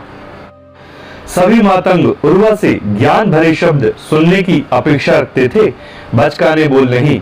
उर्वा 9 वर्ष का था जब मातंगों ने उसमें अपना अगला मुखिया देख लिया था। तब से उस पर दम घोट देने वाली अपेक्षाओं का भार पड़ रहा था। सब उससे यही अपेक्षा करते थे कि वह 80 वर्ष के वृद्ध की तरह बोलचाल करे। वह कुछ नहीं बोलता था तो मातंग उसके शब्दों में देवताओं का संदेश ढूंढने लग जाते थे। उसने अपने मस्तिष्क में एक ऐसी छल्ली डाल रखी जिसमें से छाने बिना वह कुछ नहीं बोल सकता था। यदि उसकी ठहाके लगाने की स्वाभाविक इच्छा होती तो छलनी से छनकर वह मात्र मुस्कुराने की इच्छा में बदल जाती थी। यदि उसकी इच्छा मित्रों के साथ गपशप करने की होती तो छलनी से छनकर वह मौन की इच्छा में बदल जाती थी। केवल उसका परम मित्र धनुष्क उसके वास्तविक रूप को जानता था। उर्वा एक साधारण नौजवान था जिसकी साधारण इच्छाएं थी। देवताओं ने उसे मातंगों का नेतृत्व करने के लिए क्यों चुना था, यह प्रश्न उसके मन में सदा उठता रहता था। वैसे अच्छा ही हुआ धनुष्क ने उर्वा की बचकानी बातों से उत्पन्न हुए तनाव को समाप्त करने का प्रयत्न करते हुए, अच्छा हुआ कि शहद का घड़ा फूट गया, अब हमें एक घड़ा कम भरना पड़ेगा। धनुष्क की बात उर्वा की बात से भी बचकानी थी, अतः उर्वा ने स्वयं ही स्थिति संभाली। ज्ञान वार्ता शुरू करते हुए उसने पूछा, बाबा जल कन्या का रहस्य क्या है? क्या आपको उन भारी जनों की जगह 3 जल कन्याएं दिखाई दी? बाबा मातंग ने उत्तर दिया, कोई भी आत्मा जिससे आप जुड़ गए हैं जिससे आपको किसी भी प्रकार की आसक्ति है, वह आत्मा आपके लिए जल कन्या है, क्योंकि वह आत्मा आपके बुरे कर्मों के सरोवर में आपको डुबो देती है। मेरी आसक्ति तो धनुष से भी बहुत है बाबा, तो क्या वह अपने बुरे कर्मों के सरोवर में मुझे डुबो रहा है? उर्वा ने पूछा। बाबा ने अपने कंधे के ऊपर से एक दृष्टि धनुष पर डालते हुए उर्वा को उत्तर दिया, हाँ, यदि आपका अपने मित्र के प्रति लगाव है तो अवश्य आप उसके बुरे कर्मों के सरोवर में धीरे धीरे डूबते जा रहे हो। जब मैं आपका कहता हूं तो मैं आपकी आत्मा की बात कर रहा हूं, उर्वा नाम के किरदार की नहीं। हाँ, आसक्ति बुरी चीज है। धनुष के खिसियाए हुए मुंह से शब्द निकले। वह यह जताना चाह रहा था कि बाबा के शब्दों से उसे कुछ बुरा नहीं लग रहा था, अतः वह भी अपने मित्र को सता रहे बुरे सपनों का समाधान चाहता था। अरे धनु, थोड़ा सोचो, उर्वा बोला। यदि आसक्ति के कारण हमारी आत्माओं के बीच बुरे कर्मों का प्रवाह हो रहा है तो वह प्रवाह दोनों ओर से होगा ना, अर्थात मेरी आत्मा के बुरे कर्म आपकी आत्मा की ओर प्रवाहित होंगे ना। बाबा मातंग ने समझाया, यदि आप दोनों की एक दूसरे से आसक्ति है तो अवश्य कर्म प्रवाह दोनों ओर से हो रहा है, अर्थात आप दोनों एक दूसरे के लिए जल कन्या हो। उर्वा बाबा की बात नहीं सुन रहा था, वह अपने मस्तिष्क में आसक्ति का गणित समझ रहा था।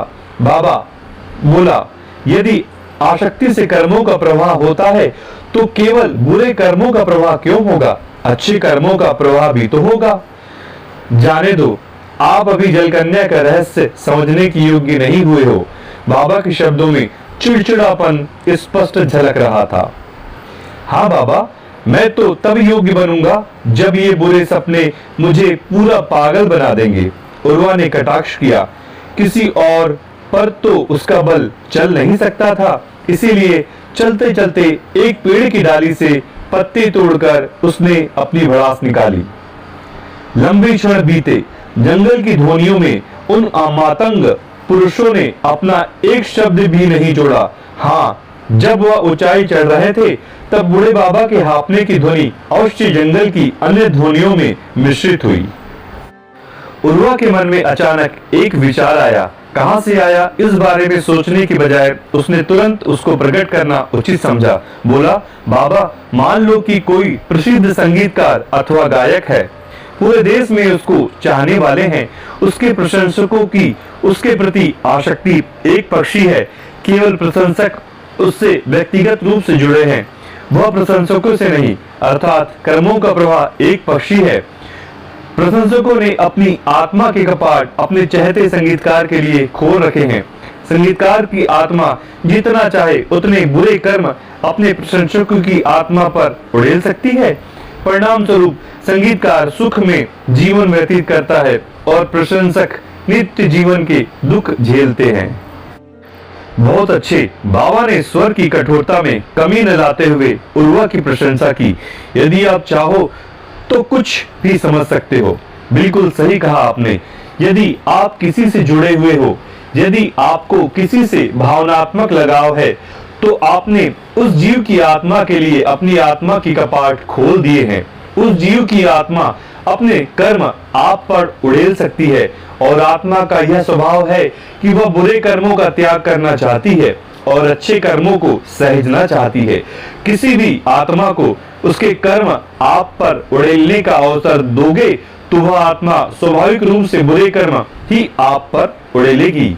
एक बात ध्यान रखो, कोई आत्मा जानबूझकर अपने बुरे कर्म आप पर नहीं उड़ेलती है। वह कोई षड्यंत्र नहीं करती है। जैसे पानी का स्वभाव है ढलान की ओर बहना, वैसा ही आत्मा का स्वभाव है बुरे कर्मों का त्याग करना। इसलिए हमें जल कन्या का उदाहरण ध्यान में रखना चाहिए। आप किसी भी आत्मा के साथ जुड़े हुए हो तो वह आत्मा आपके लिए जल कन्या है।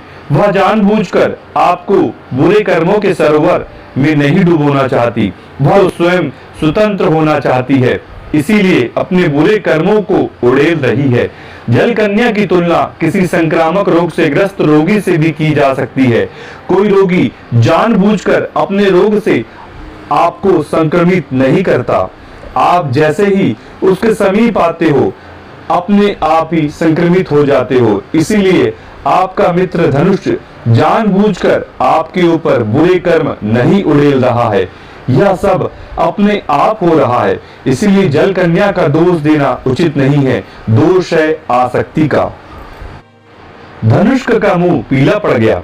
बाबा मातंग ने उसकी तुलना ऐसे संक्रामक रोगी से की थी जो मातंगों के होने वाले मुखिया उर्वा को संक्रमित कर रहा था। यद्यपि बाबा ने एक सामान्य बात कही थी, धनुष ने उसे अपने ऊपर ले लिया था। वार्ता का केंद्र बिंदु अपने ऊपर से हटाने की चेष्टा करते हुए उसने पूछा, परंतु बाबा, उन 3 बाहरी जनों से तो आपकी कोई आसक्ति नहीं है, तो फिर वे आपके लिए जल कन्या कैसे हुए? वे आपके ऊपर अपने बुरे कर्म कैसे उड़ेल सकते हैं? उत्तर उर्वा ने दिया, अरे धनु, क्रोध भी आसक्ति का ही रूप है। यदि आप किसी पर क्रोध कर रहे हो तो इसका अर्थ है कि आप उससे भावनात्मक रूप से जुड़ गए हो। नकारात्मक भावना के साथ किसी से जोड़ना भी तो जोड़ना ही है। बिल्कुल सही कहा उर्वा। बाबा बोले, हर भावना आसक्ति का ही एक रूप है। भावनाएं मुख्यतः 9 होती है, आनंद, उदासी, क्रोध, भय, दया, घिन, अपेक्षा, आश्चर्य और विश्वास। जो आपको आनंद देते हैं उनसे भी आपको आसक्ति है, जिनके कारण आप उदास हैं उनमें भी आपको आसक्ति है। जो आपको क्रोधित करते हैं उनसे भी आपको आसक्ति है, जिनसे आपको भय है उनसे भी आपको आसक्ति है, जिन पर आपको दया आती है उनसे भी आपको आसक्ति है, जिनसे आपको घिन आती है उनसे भी आपको आसक्ति है, जिनसे आप कोई अपेक्षा रखते हैं उनसे भी आपको आसक्ति है, जो आपको आश्चर्य में डालते हैं उनसे भी आपको आसक्ति है, जिन पर आपको विश्वास है उनसे भी आपको आसक्ति है, जो भी आप में किसी भी प्रकार की सकारात्मक अथवा नकारात्मक भावना उत्पन्न करते हैं उनसे आपको आसक्ति है। उन सबको जल कन्या समझो, वे सब आपको बुरे कर्मों के समुद्र में डुबोते हैं। फिर तो हर कोई जल कन्या हुआ। धनुष ने चैन की श्वास लेते हुए कहा, जितनी अधिक आसक्ति उतना अधिक बुरे कर्मों का प्रवाह होता है। बाबा बोले, यद्यपि बाबा ने एक तथ्य बोला था, धनुष ने इसको भी अपनी ओर उर्वा की मित्रता पर टिप्पणी समझ ली। दूसरी ओर उर्वा अपने ही किसी गणित में व्यस्त था। जब उसके गणित से एक तथ्य सिद्ध हुआ उसने तुरंत उसको व्यक्त किया। राजा को कोई प्रेम करता है तो कोई घृणा, किंतु प्रेम और घृणा दोनों ही आसक्ति के रूप हैं। इसलिए आप चाहे राजा से प्रेम करो अथवा घृणा, आप अपनी आत्मा के द्वार खोल रहे हो, जिसके भीतर से राजा अपनी आत्मा के बुरे कर्म आप पर उड़ेल रहा है। रोचक तथ्य है ना? राजा अपने चाहने वालों और घृणा करने वालों दोनों से लाभान्वित होता है। कर्म का गणित राजा पर वैभव की वर्षा करता है और प्रजा बेचारी नित्य के जीवन में पिसती रहती है। इसका अर्थ है कि आपकी सांसारिक सफलता इस बात पर निर्भर करती है कि आप कितने जनों से अपने प्रति आसक्ति पैदा करते हो। वह आसक्ति सकारात्मक हो अथवा नकारात्मक। समाज के अपराधी डर और आतंक फैलाकर जनता में आपके प्रति नकारात्मक आसक्ति पैदा करते हैं और धन दौलत में खेलते हैं। सज्जन सकारात्मक आसक्ति पैदा करके शांति और समृद्धियों की ऊंचाइयां प्राप्त करते हैं। बाबा ने उर्वा के व्यक्तित्व को थोड़ा सा बदला। ऐसा कोई सज्जन नहीं जो केवल सकारात्मक आसक्ति पैदा करे। राजा राम और योगेश्वर कृष्ण से भी कुछ जन घृणा करते थे। उनके राज्य के दुर्जन ही नहीं, कुछ सज्जन भी उनकी कार्यशैली और विचारधारा की आलोचना करते थे।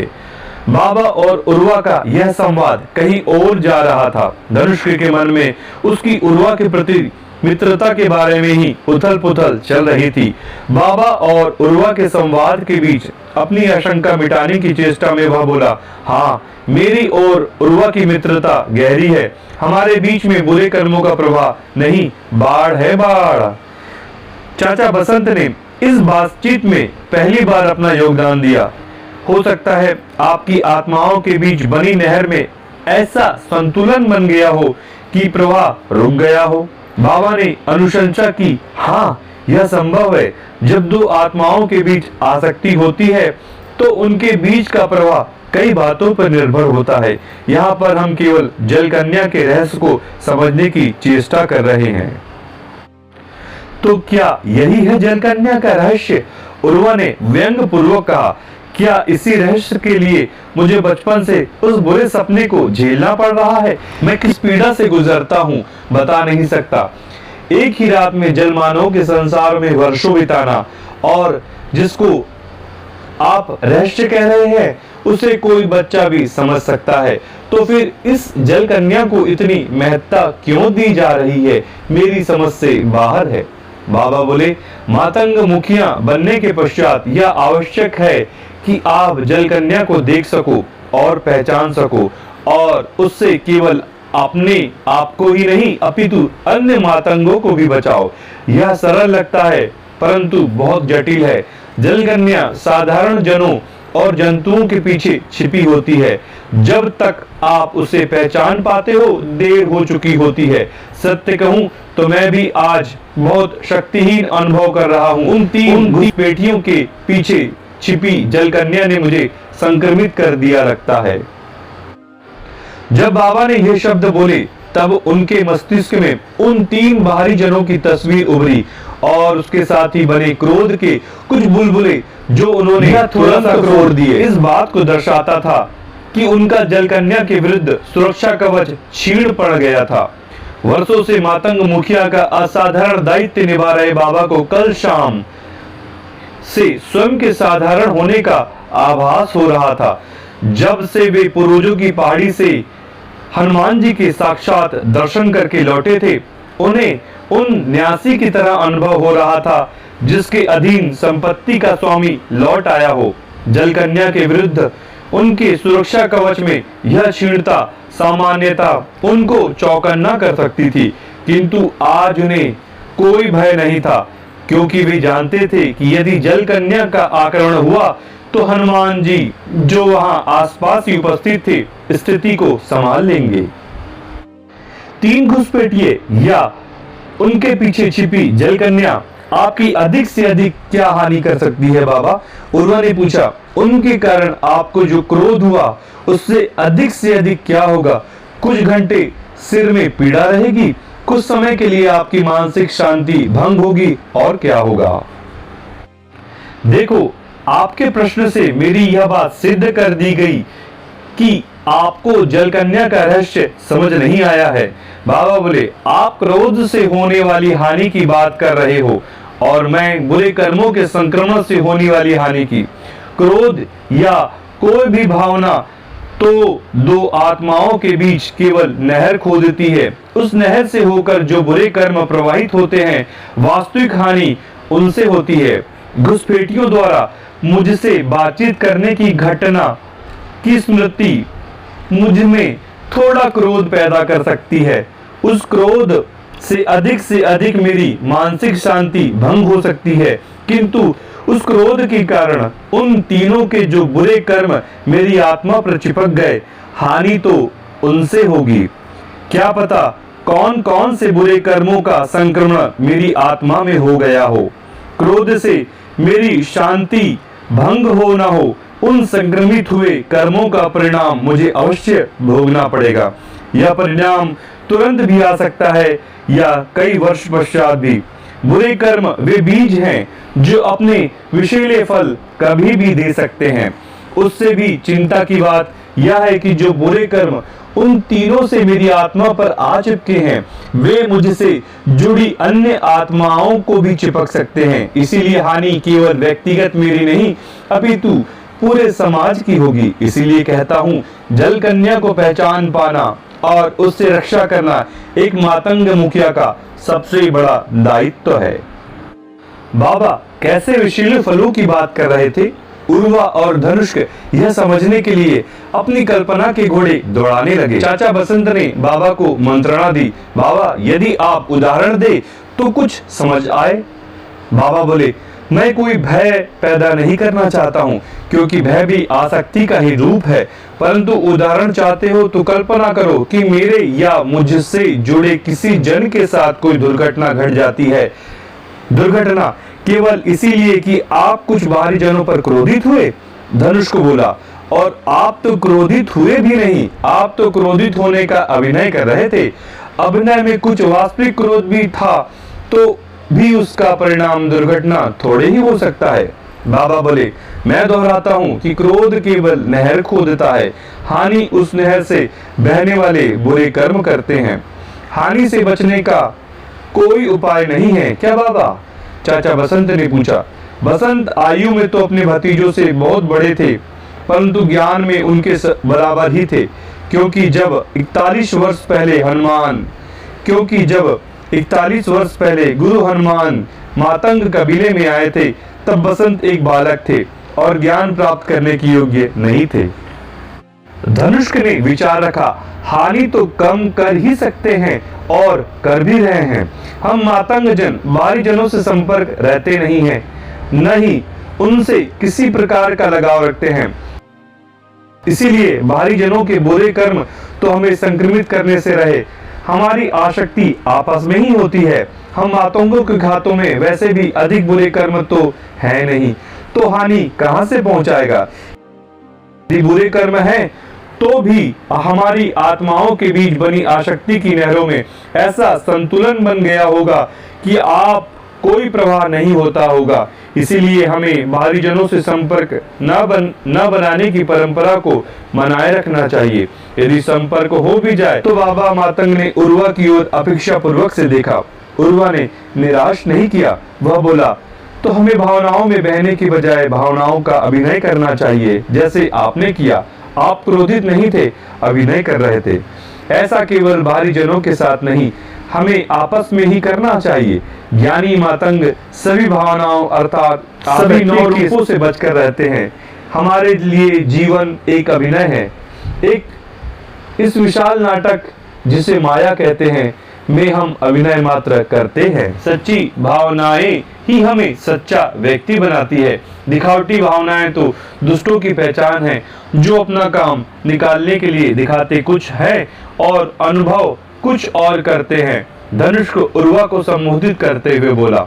उर्वा ने उसे समझाया, माया के जाल में फंसे जनों द्वारा भावनाओं का आडंबर करना अलग बात है, और माया के जाल को समझकर भावनाओं को जीवन को अभिनव मानकर जीना अलग चीज है। जिस समय मेरे मन में एक सच्ची भावनाएं होती है, उसी समय मेरी आत्मा में यह जागृति भी रह सकती है कि भावना माया के महानाटक का भाग मात्र है। भावना और जागृति में कोई विरोधाभास नहीं है, दोनों साथ साथ हो सकती है। यह जागृति ज्ञान के साथ आती है, वह महाज्ञान जो हमारे इष्ट देव एवं गुरु हनुमान जी हर 41 वर्ष पश्चात देते हैं। बाबा ने कहा। बसंत की आंखों में दशकों की प्रतीक्षा सूखेपन के रूप में प्रदर्शित हुई। अपने भतीजों को संबोधित करते हुए बोले, जब 41 वर्ष पहले हनुमान जी आए थे, तब मैं बालक था। मैं ज्ञान पाने की योग्य नहीं था और आप दोनों ही पैदा भी नहीं हुए थे। मैंने और मेरी आयु के मातंगों ने बहुत लंबी प्रतीक्षा की है। चाचा बसंत तथा उसके भतीजों को तनिक भी ज्ञान नहीं था कि हनुमान जी मातंगों से मिलने पुनः आ चुके थे। जिन्हें ब्रह्म ज्ञान प्राप्त होता है उन्हें ब्रह्मजन कहा जाता है। बाबा बोले, ब्रह्मजन भी सुख का अनुभव करते हैं, किंतु इस जागृति के साथ कि वे इस माया के महानाटक में एक किरदार मात्र हैं। ब्रह्मजन भी दुख का अनुभव करते हैं, परंतु इस जागृति के साथ कि वे इस माया के महानाटक में। हाँ, समझ में आ गया बाबा। उर्वा बीच में टोकते हुए बोला, समझ में आ गया कि यदि हम भावनाओं को इस जागृति के साथ अनुभव करें कि हम आत्मा हैं और विभिन्न किरदारों को जी रहे हैं, तो हम जलकन्या से सुरक्षित रहते हैं। बातचीत क्या है? यदि हम आंखें बंद करके बातचीत करें तो पता चलेगा कि बातचीत क्या होती है। हमें कुछ स्वर सुनाई देती है, हम उन स्वरों पर अपनी प्रतिक्रिया देते हैं। इसी का नाम बातचीत है। अब मान लीजिए कि आपकी नाक में कोई गंध पहुंचे और आप इस पर प्रतिक्रिया दें, उसे क्या कहा जाएगा? उर्वा, धनुष्क, बसंत और बाबा मातंग के बीच हो रहे बातचीत ने तब नया मोड़ ले लिया जब एक दुर्गंध उनकी नाक तक पहुंची। उस पर प्रतिक्रिया देते हुए वे गंध के स्रोत तक पहुंचे। उन्होंने देखा कि एक कुत्ता एक झाड़ी के पास पड़ा था। दुर्गंध से तो ऐसे लग रहा था कि वह मरा हुआ होगा। पता चला कि उसकी पूरी देह में कीड़े पड़े हुए थे। तुरंत उल्टी करा दे सकने वाली भयानक दुर्गंध के कारण वे मातंग जन कुत्ते के समीप बैठकर उसकी जांच तो नहीं कर सके, किंतु बाबा की अनुभव आंखों ने पता लगा लिया था कि उसमें जान शेष थी। उन अन्य 3 मातंगों को तो वहां पर जीवन नहीं, मिनाती मक्खियों के बीच पड़ा एक मांस का लोथड़ा ही दिखाई दिया। जीवन का चिन्ह पाकर बाबा तुरंत हरकत में आ गए। उन्होंने चाचा बसंत को विशेष औषधियां लाने के लिए भेजा, जो लगभग 1 मील दूर एक छोटी सी झील के किनारे उपलब्ध थी। कुत्ते के घावों में पड़े कीड़े केवल उन्हीं औषधियों से धुल सकते थे। बसंत आदेश पाकर तुरंत झील की ओर दौड़े। धनुष उनकी सहायता करने के लिए उनके साथ गया। उनके जाने के पश्चात बाबा उर्वा को कार्य सौंपने के लिए उसकी ओर मुड़े, परंतु उर्वा वहां पर था ही नहीं। उर्वा, बाबा ने पुकार लगाई, नहीं नहीं, आप मेरे साथ ऐसा नहीं कर सकती।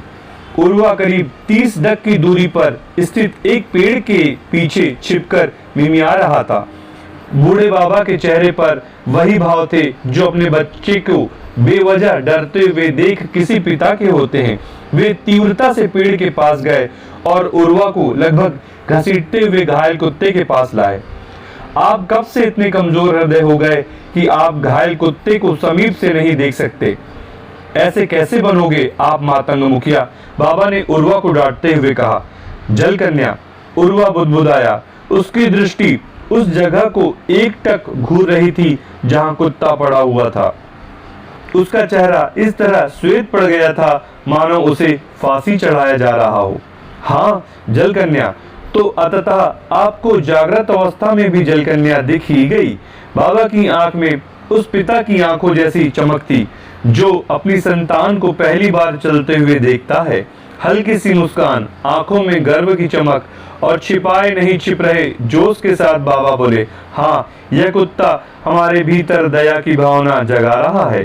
दया भी आसक्ति का ही एक रूप है, अर्थात कुत्ते के साथ हमारे लगाव के कारण हमारी आत्मा और उसकी आत्मा के बीच एक नहर बन चुकी है, जिससे उसके बुरे कर्म हमारी ओर बह सकते हैं। कुत्ते की आत्मा हमारे लिए वह जल कन्या है जो हमें उसके बुरे कर्मों के सरोवर में डुबो सकती है। परंतु बुरे कर्मों के संक्रमण के डर से हम अपने दायित्व से नहीं भाग सकते। हमारा स्वभाव है सहायता करना, केवल इसलिए कि बुरे कर्मों के संक्रमण का संकट है। हम अपने स्वभाव के विरुद्ध नहीं जा सकते। इस कुत्ते को यहीं मरते हुए छोड़ देना विरक्ति नहीं, संक्रमण के डर से कोई आत्महत्या तो नहीं कर लेता, इसीलिए हम अपने मूल स्वभाव की हत्या नहीं करेंगे। हम इस कुत्ते की सहायता करेंगे, परंतु इस जागृति के साथ कि हम माया के इस महानाटक में किरदार मात्र हैं। हमें इस कुत्ते की सहायता करने वाले दयावान मातंगों के किरदार का अभिनय मात्र करना है। हम अपनी दया की भावनाओं को नहीं मार रहे, न ही हमारी दयाशीलता किसी भी तरह से कम हुई है। ब्रह्म ज्ञान से हमें यह जागृति मिली है कि ये दयावान किरदार हम नहीं हैं, हम तो आत्मा है। उर्वा बाबा के उपदेश नहीं सुन रहा था, न ही उसे सुनने की आवश्यकता थी। जो चीज वह वर्षों से सपनों में देखता रहा था वह उसकी आंखों के सामने थी।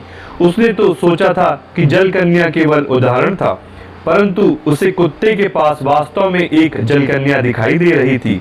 उपदेश जीवित हो गए थे।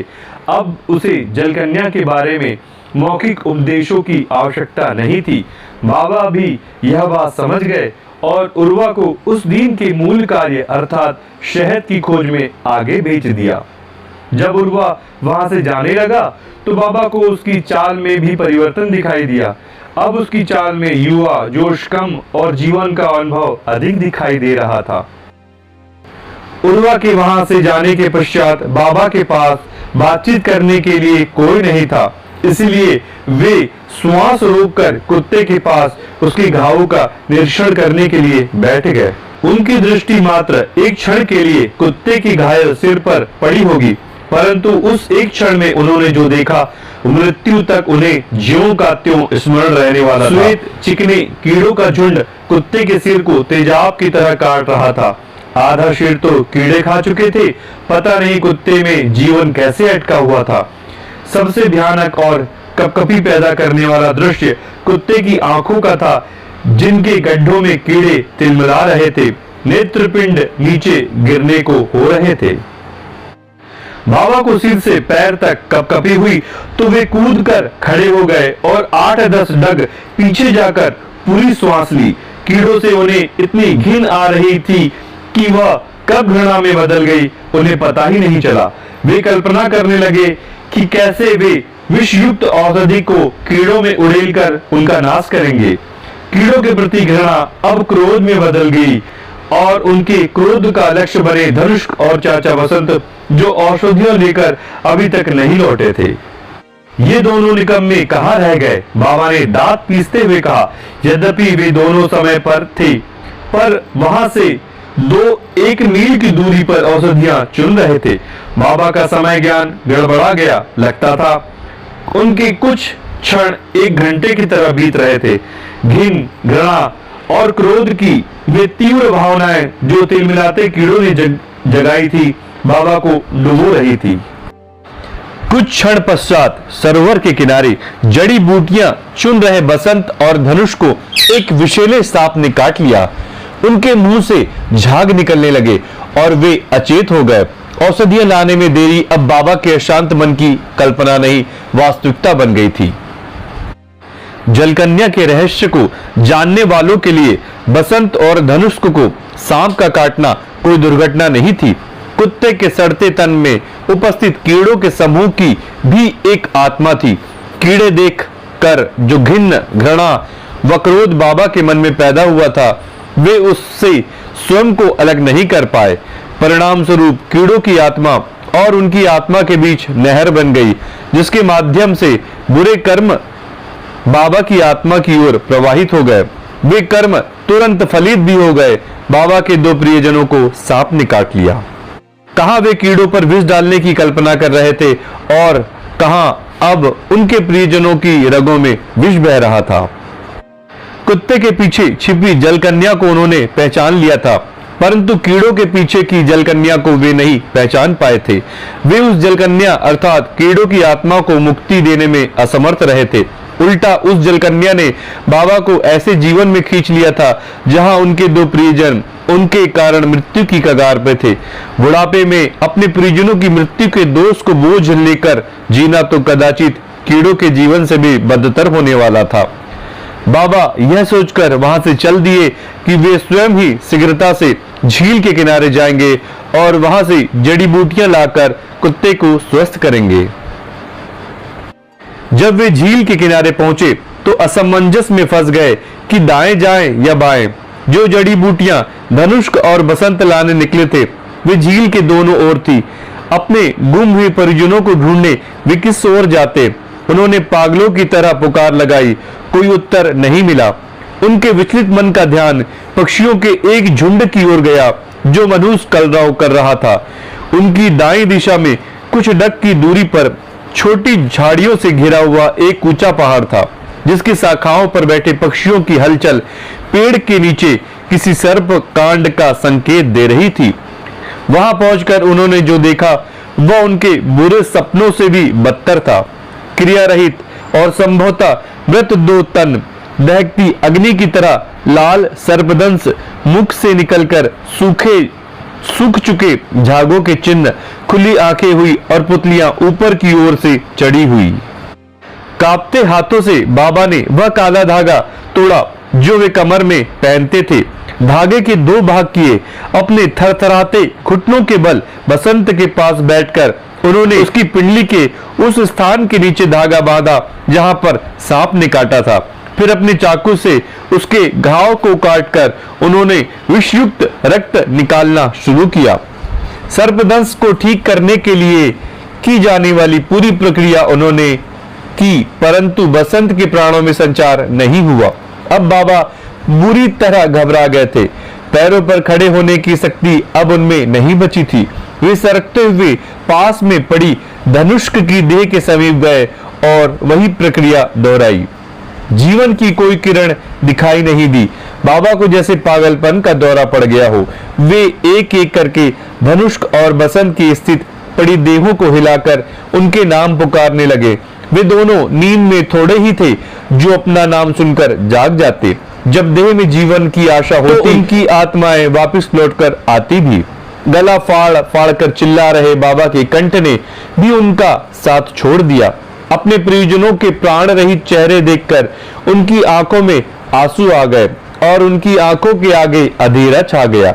अंधेरा भी ऐसा कि जैसे मृत्यु जीवन के कक्ष की खिड़कियों पर लकड़ी के फट्टे जड़ चुकी हो।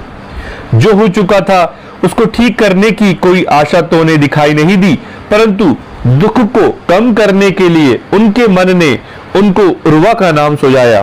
दुख की घड़ी में मन सानिध्य खोजता है। जैसे उर्वा का नाम चिल्लाना शुरू कर दिया, उन्हें आशा थी कि उर्वा ही आसपास ही था। बाबा मातंग में सबसे अधिक अनुभवी व बुद्धिमान थे। यदि वे कुछ नहीं कर सकते थे तो युवा उर्वा के वहां होने से क्या अंतर पड़ने वाला था। परंतु मन तो मन है। दुख का कारण मिटाने की आशा समाप्त हो जाए तो दुख को बांटकर कम करने की आशा खोजने लगता है। किंतु बाहरी तौर पर बाबा उर्वा को ऐसे पुकार लगा रहे थे जैसे वे किसी पहुंचे हुए वैद्य को बुला रहे हों। वे कदाचित मृत्यु को यह दर्शाना चाहते थे कि उन्होंने अभी हार नहीं मानी थी और वे अभी भी मृत्यु को वहां से भगाने के लिए विकल्प खोज रहे थे। जब उर्वा का कोई उत्तर नहीं मिला तो बाबा की कमजोर पड़ चुके मन ने ऐसी तस्वीरें बनानी शुरू कर दी जिनमें उर्वा भी कहीं पास ही सर्पदंश के कारण अचेत पड़ा था। उनके मन के दूसरे भाग ने उन तस्वीरों को जलाने के लिए क्रोध की अग्नि सफलगा दी। क्रोध में वे उर्वा को कोसने लगे कि वह आवश्यकता के समय कहीं भी उपलब्ध नहीं होता था। बाबा के इस बेतुके क्रोध का अगला लक्ष्य बना वहां पास के पेड़ पर चीख रहा एक वानर, जिसके एक हाथ में केला और दूसरे हाथ में सर्पदंश के लिए काम आने वाली जड़ी बूटियों का गुच्छा था। अब बाबा का ध्यान आया कि धनुष्क और बसंत ने अचेत होने से पहले सहायता की गुहार लगाई होगी। मातंग और वानरों के बीच संबंधों का अनांकित नियम था कि वे आवश्यकता पड़ने पर एक दूसरे की सहायता करते थे। सर्पदंश से ग्रस्त उन दो मातंगों की गुहार भी किसी वानर ने सुनी ही होगी। कदाचित उसी वानर ने सुनी थी जो उस पेड़ पर बैठा था। तभी तो उसके हाथ में विषरोधी जड़ी बूटियां थी। किंतु उसने वे जड़ी बूटियां उन मातंगों के पास क्यों नहीं फेंकी जिनको उनकी आवश्यकता थी। और वह वानर आनंद से केला खाने की बजाय अपने वानर समाज के अन्य सदस्यों को सहयोग के लिए क्यों नहीं बुला रहा था। मातंग और वानरों के बीच इसी सहयोग का परिणाम था कि कोई मातंग कम से कम बाबा की स्मृति में सर्पदंश से मृत्यु को प्राप्त नहीं हुआ था। परंतु आज यह सब कैसे हो गया। बाबा के विचलित मन ने सारा दोष उस वानर पर मढ़ दिया। बाबा का पागलपन चरम सीमा पर पहुंच गया। बाबा ने एक पत्थर वानर की ओर दे मारा। पत्थर को चकमा देकर वानर ने बाबा की अनुकृति करते हुए केले के छिलके बाबा की ओर फेंके।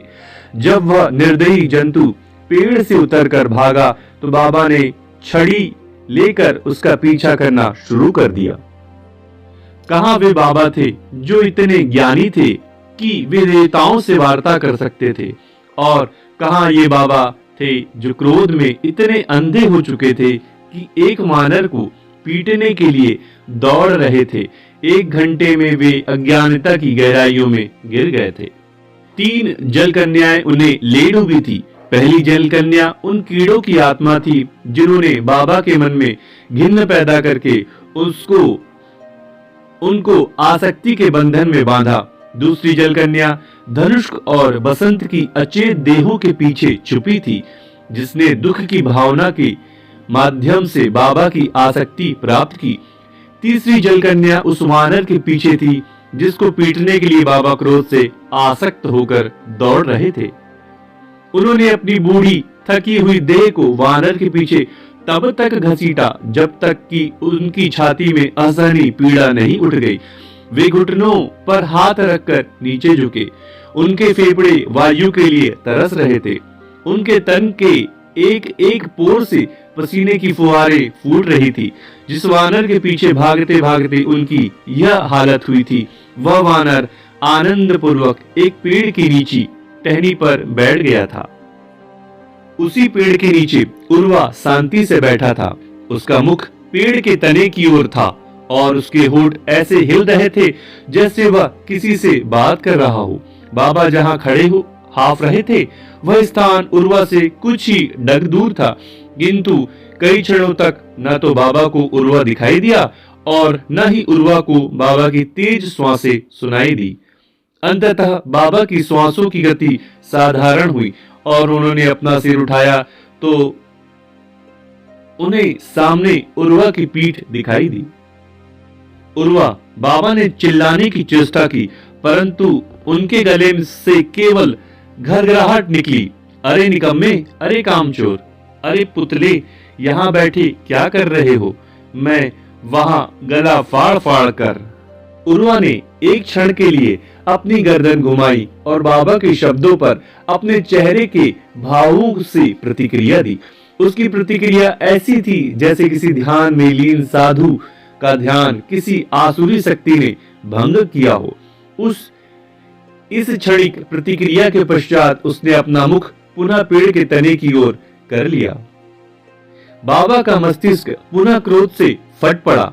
उर्वा तो बेचारा किसी दिव्य क्रिया में लीन था, परंतु बाबा के मस्तिष्क ने उसके इस व्यवहार को अवज्ञा मान लिया था। उनके क्रोध का कारण बनी थी उर्वा की वह काल्पनिक बुरी छवि जो उनके मस्तिष्क ने बनाई थी, परंतु उनके क्रोध का लक्ष्य बना वास्तविक उर्वा। उर्वा को पाठ पढ़ाने के विचार से वे बड़ी फुर्ती से आगे की ओर बढ़े, परंतु उनकी छाती में भयानक पीड़ा ने ऐसे छुरे घोंपे कि वे अपंग हो गए। अपने दोनों हाथों से छाती का बायां भाग पकड़ते हुए उन्होंने पीड़ा की भरी चीख निकाली जो उनके गले में ही फंस गई। वे पहले थोड़ा झुके, तत्पश्चात उनके घुटने भूमि पर टिक गए और तत्पश्चात वे सपाट धरती पर गिर पड़े। पीड़ा चली गई थी, परंतु उनकी चेतना को साथ लेकर। उर्वा ने अपनी गर्दन घुमाकर एक बार पुनः पीछे देखा। बाबा भूमि पर गिरे हुए थे, किंतु वह अपनी जगह पर बैठा रहा। उसने बाबा की अवस्था को देखकर कोई भी प्रतिक्रिया नहीं दी। उसे लग रहा था कि जो कुछ भी उसके पीछे हो रहा था वह मात्र एक भ्रम था। उसके लिए केवल एक ही आकृति वास्तविक थी और वह उसके ठीक सामने उपस्थित थी। वह आकृति थी चिरंजीवी हनुमान जी की, जो पेड़ के तने के साथ लगकर विश्राम अवस्था में खड़े थे। और तत्पश्चात वे बंदर का पीछा करते हुए यहाँ पहुंच गए। उन्होंने आपको देखा, मुझे नहीं। उन्होंने सोचा कि आप पेड़ से बात कर रहे हो। हनुमान जी बाबा मातंग के विचित्र व्यवहार के पीछे की कहानी उर्वा को सुनाते हुए बोले, परंतु क्यों देव, वे आपको क्यों नहीं देख पा रहे? उर्वा ने पूछा। इस धरती की करोड़ों अन्य आत्माएं मुझे क्यों नहीं देख पा रही? बस वही कारण कि बाबा भी मुझे नहीं देख पा रहे। बुरे कर्म, मेरे और बीच बुरे कर्मों का एक गहरा गड्ढा बन गया है। बाबा पिछले 1 घंटे में अज्ञान और भ्रम की कई परतों के नीचे दब गए हो। यदि मैं उदाहरण अथवा रूपक का उपयोग करके कहूँ, बाबा जलकन्याओं के जाल में फंस गए हैं। हनुमान जी ने उत्तर दिया। उर्वा ने कहा, हे देव, यदि बाबा के बुरे कर्मों के नीचे दबाने का कारण वह घिन है जो उन्हें कुत्तों के सिर में पड़े कीड़ों को देखकर आई, अथवा वह भय है जो उनको अपने परिजनों के संकट में होने के कारण हुआ, अथवा वह क्रोध है जो उन्हें विश्वासघाती वानर पर आया, तो मुझे भी बुरे कर्मों के गहरे खड्डे में होना चाहिए। मुझे भी आप दिखाई नहीं देने चाहिए, क्योंकि मैं भी अतीत में कई बार घिन्न, भय तथा क्रोध जैसी भावनाओं से ग्रस्त हुआ हूँ। हनुमान जी बोले, हाँ, आप और अन्य कई मातंग भी अतीत में कई बार बुरे कर्मों के गहरे गड्ढे में गिरे हुए हैं। कई बार उन्हें जलकन्याओं ने फंसाया है परंतु आप और आपके समाज के जन तुरंत ही जल कन्याओं के चुंगल से छुड़ा भी लिए गए हो। कैसे देव, हमें किसने छुड़ाया? आप तो पिछले 41 वर्ष हमसे दूर रहे हैं, तो बार बार जल कन्याओं के चुंगल में फंस रहे मातंगों को किसने छुड़ाया? उर्वा ने पूछा। बाबा ने उनको बचाया। हनुमान जी ने सहजता से उत्तर दिया, हाँ, बाबा ही जल कन्याओं से मातंग समाज की रक्षा कर रहे थे और मेरे यहाँ से जाने के बाद अगले 41 वर्ष तक मातंग मुखियों के रूप में यह आपका दायित्व होगा कि आप अपने समाज के जनों को जल कन्याओं के जाल से बचाओ और छुड़ाओ। हे देव, मैं इतने बड़े दायित्व के लिए तैयार नहीं हूँ। यदि मैं स्वयं फंस गया तो मुझे कौन बचाएगा? उर्वा ने पूछा। आप नहीं फंसोगे, आप भूल से भी नहीं फंस सकते। उन बुरे सपनों का अनुभव जो बचपन से आपकी नींद नष्ट कर रहे हैं और मेरा ज्ञान जो मैं आपको प्रदान करने जा रहा हूँ, दोनों मिलकर जल कन्याओं को तुरंत पहचानने में आपकी सहायता करेंगे। हनुमान जी बोले, परंतु बाबा, तो आज स्वयं फंस गए? देव, उर्वी बोला और गर्दन घुमाकर पीछे भूमि पर पड़े बाबा के अचेत तन पर एक दृष्टि डाली। जल कन्या के विरुद्ध लड़ाई में पिछले 41 वर्ष में बाबा की डग बिल्कुल भी नहीं लड़खड़ाए। जल कन्या के विरुद्ध उनका सुरक्षा कवच तब से छीड़ हुआ जब से उन्हें पता लगा कि मातंगों की रखवाली के लिए मैं यहाँ आ गया हूँ। और यह समझ में भी आता है, 41 वर्ष की थकान, व्यक्ति चैन चाहता है। जो भी है, आपके लिए यह सुनहरा अवसर है यह सीखने के लिए कि जल कन्याओं के चुंगल से किसी को कैसे छुड़ाते हैं। बताओ, यदि मैं यहाँ उपस्थित नहीं होता तो आप बाबा को ठीक करने के लिए क्या करते? हनुमान जी ने पूछा। उर्वा ने उत्तर दिया, बाबा के विचित्र व्यवहार और बसंत और धनुष्क की दुर्घटना के समाचार से मेरे मन में भय पैदा होता। भय अर्थात आसक्ति, आसक्ति अर्थात जल कन्या। मुझे बाबा में जल कन्या दिखाई देती और मैं इस बोध से कर्म करता कि मैं इस माया के महानाटक में किरदार मात्र हूँ। इस आत्म जागृति के साथ मैं बाबा को उस स्थान पर ले गया होता जहाँ पर चिरंजीवी हनुमान उसी बीच में टोकते हुए बोले, इस तरह आप अपनी आत्मा को तो संक्रमण से बचा लेते, परंतु बाबा की आत्मा को क्या हो जो पहले से ही संक्रमित है, उसको आप पूर्ववत कैसे करते? यदि आप उनके साथ इस स्थान पर जाते जहां पर सर्वदंश से पीड़ित वे 2 कटु व्यंजन पड़े हैं और उनको ठीक कर भी देते, तो भी उस दुर्घटना की स्मृति ज्यों की त्यों जीवित रहती। जल कन्या का प्रभाव स्मृति के रूप में जीवित रहता और आप अच्छी तरह से जानते हैं कि मस्तिष्क में उपस्थित स्मृति भविष्य के निर्णय को प्रभावित करती है। अर्थात पिछले 1 घंटे की स्मृतियां मातंग के आने वाले कई वर्षों को प्रभावित कर सकती है। बाबा और आपके पूरे समाज को जल कन्या के प्रभाव से मुक्त करने के लिए आपको वह सब कुछ इस तरह पूर्ववत करना है कि उसकी स्मृति तक ना बचे। परंतु कैसे देव? उर्वा ने पूछा। हनुमान जी का उत्तर एक चमत्कार के रूप में आया। कम से कम उर्वा के लिए तो वह चमत्कार ही था। उसके पीछे बाबा उबासी लेते हुए कुछ ऐसे उठ खड़े हुए जैसे वे एक अच्छी सी झपकी लेकर उठे हों। बाबा ने धनुष्क का नाम पुकारा। आश्चर्य की बात यह थी कि वे धनुष्क से यह पूछ रहे थे कि उसने शहद इकट्ठा करने का काम पूरा कर लिया या नहीं। धनुष्क पास में ही एक पेड़ के ऊपर चढ़ा शहद इकट्ठा कर रहा था और उसी पेड़ के नीचे खड़ा था बसंत। धनुष्क ने उत्तर दिया, शहद प्राप्ति का कार्य लगभग पूरा हो चुका था।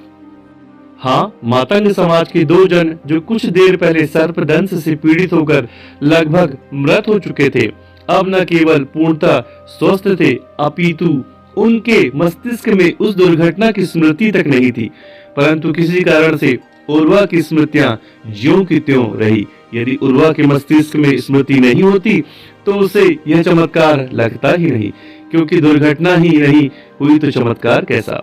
कैसे देव? उर्वा ने आश्चर्य से पूछा। आने वाले कुछ दिनों तक मैं यहाँ पर आप सब मातंगों के साथ रहूंगा। उस दौरान मैं आपको सिखाऊंगा कि यह चमत्कार कैसे किया जाता है। हनुमान जी ने उत्तर दिया। इस बीच बाबा ने हनुमान जी को देख लिया था। उनके वहां आने से उर्वा और हनुमान जी के बीच चल रहा संवाद रुक गया और उसके पश्चात बसंत और धनुष भी वहां आ गए।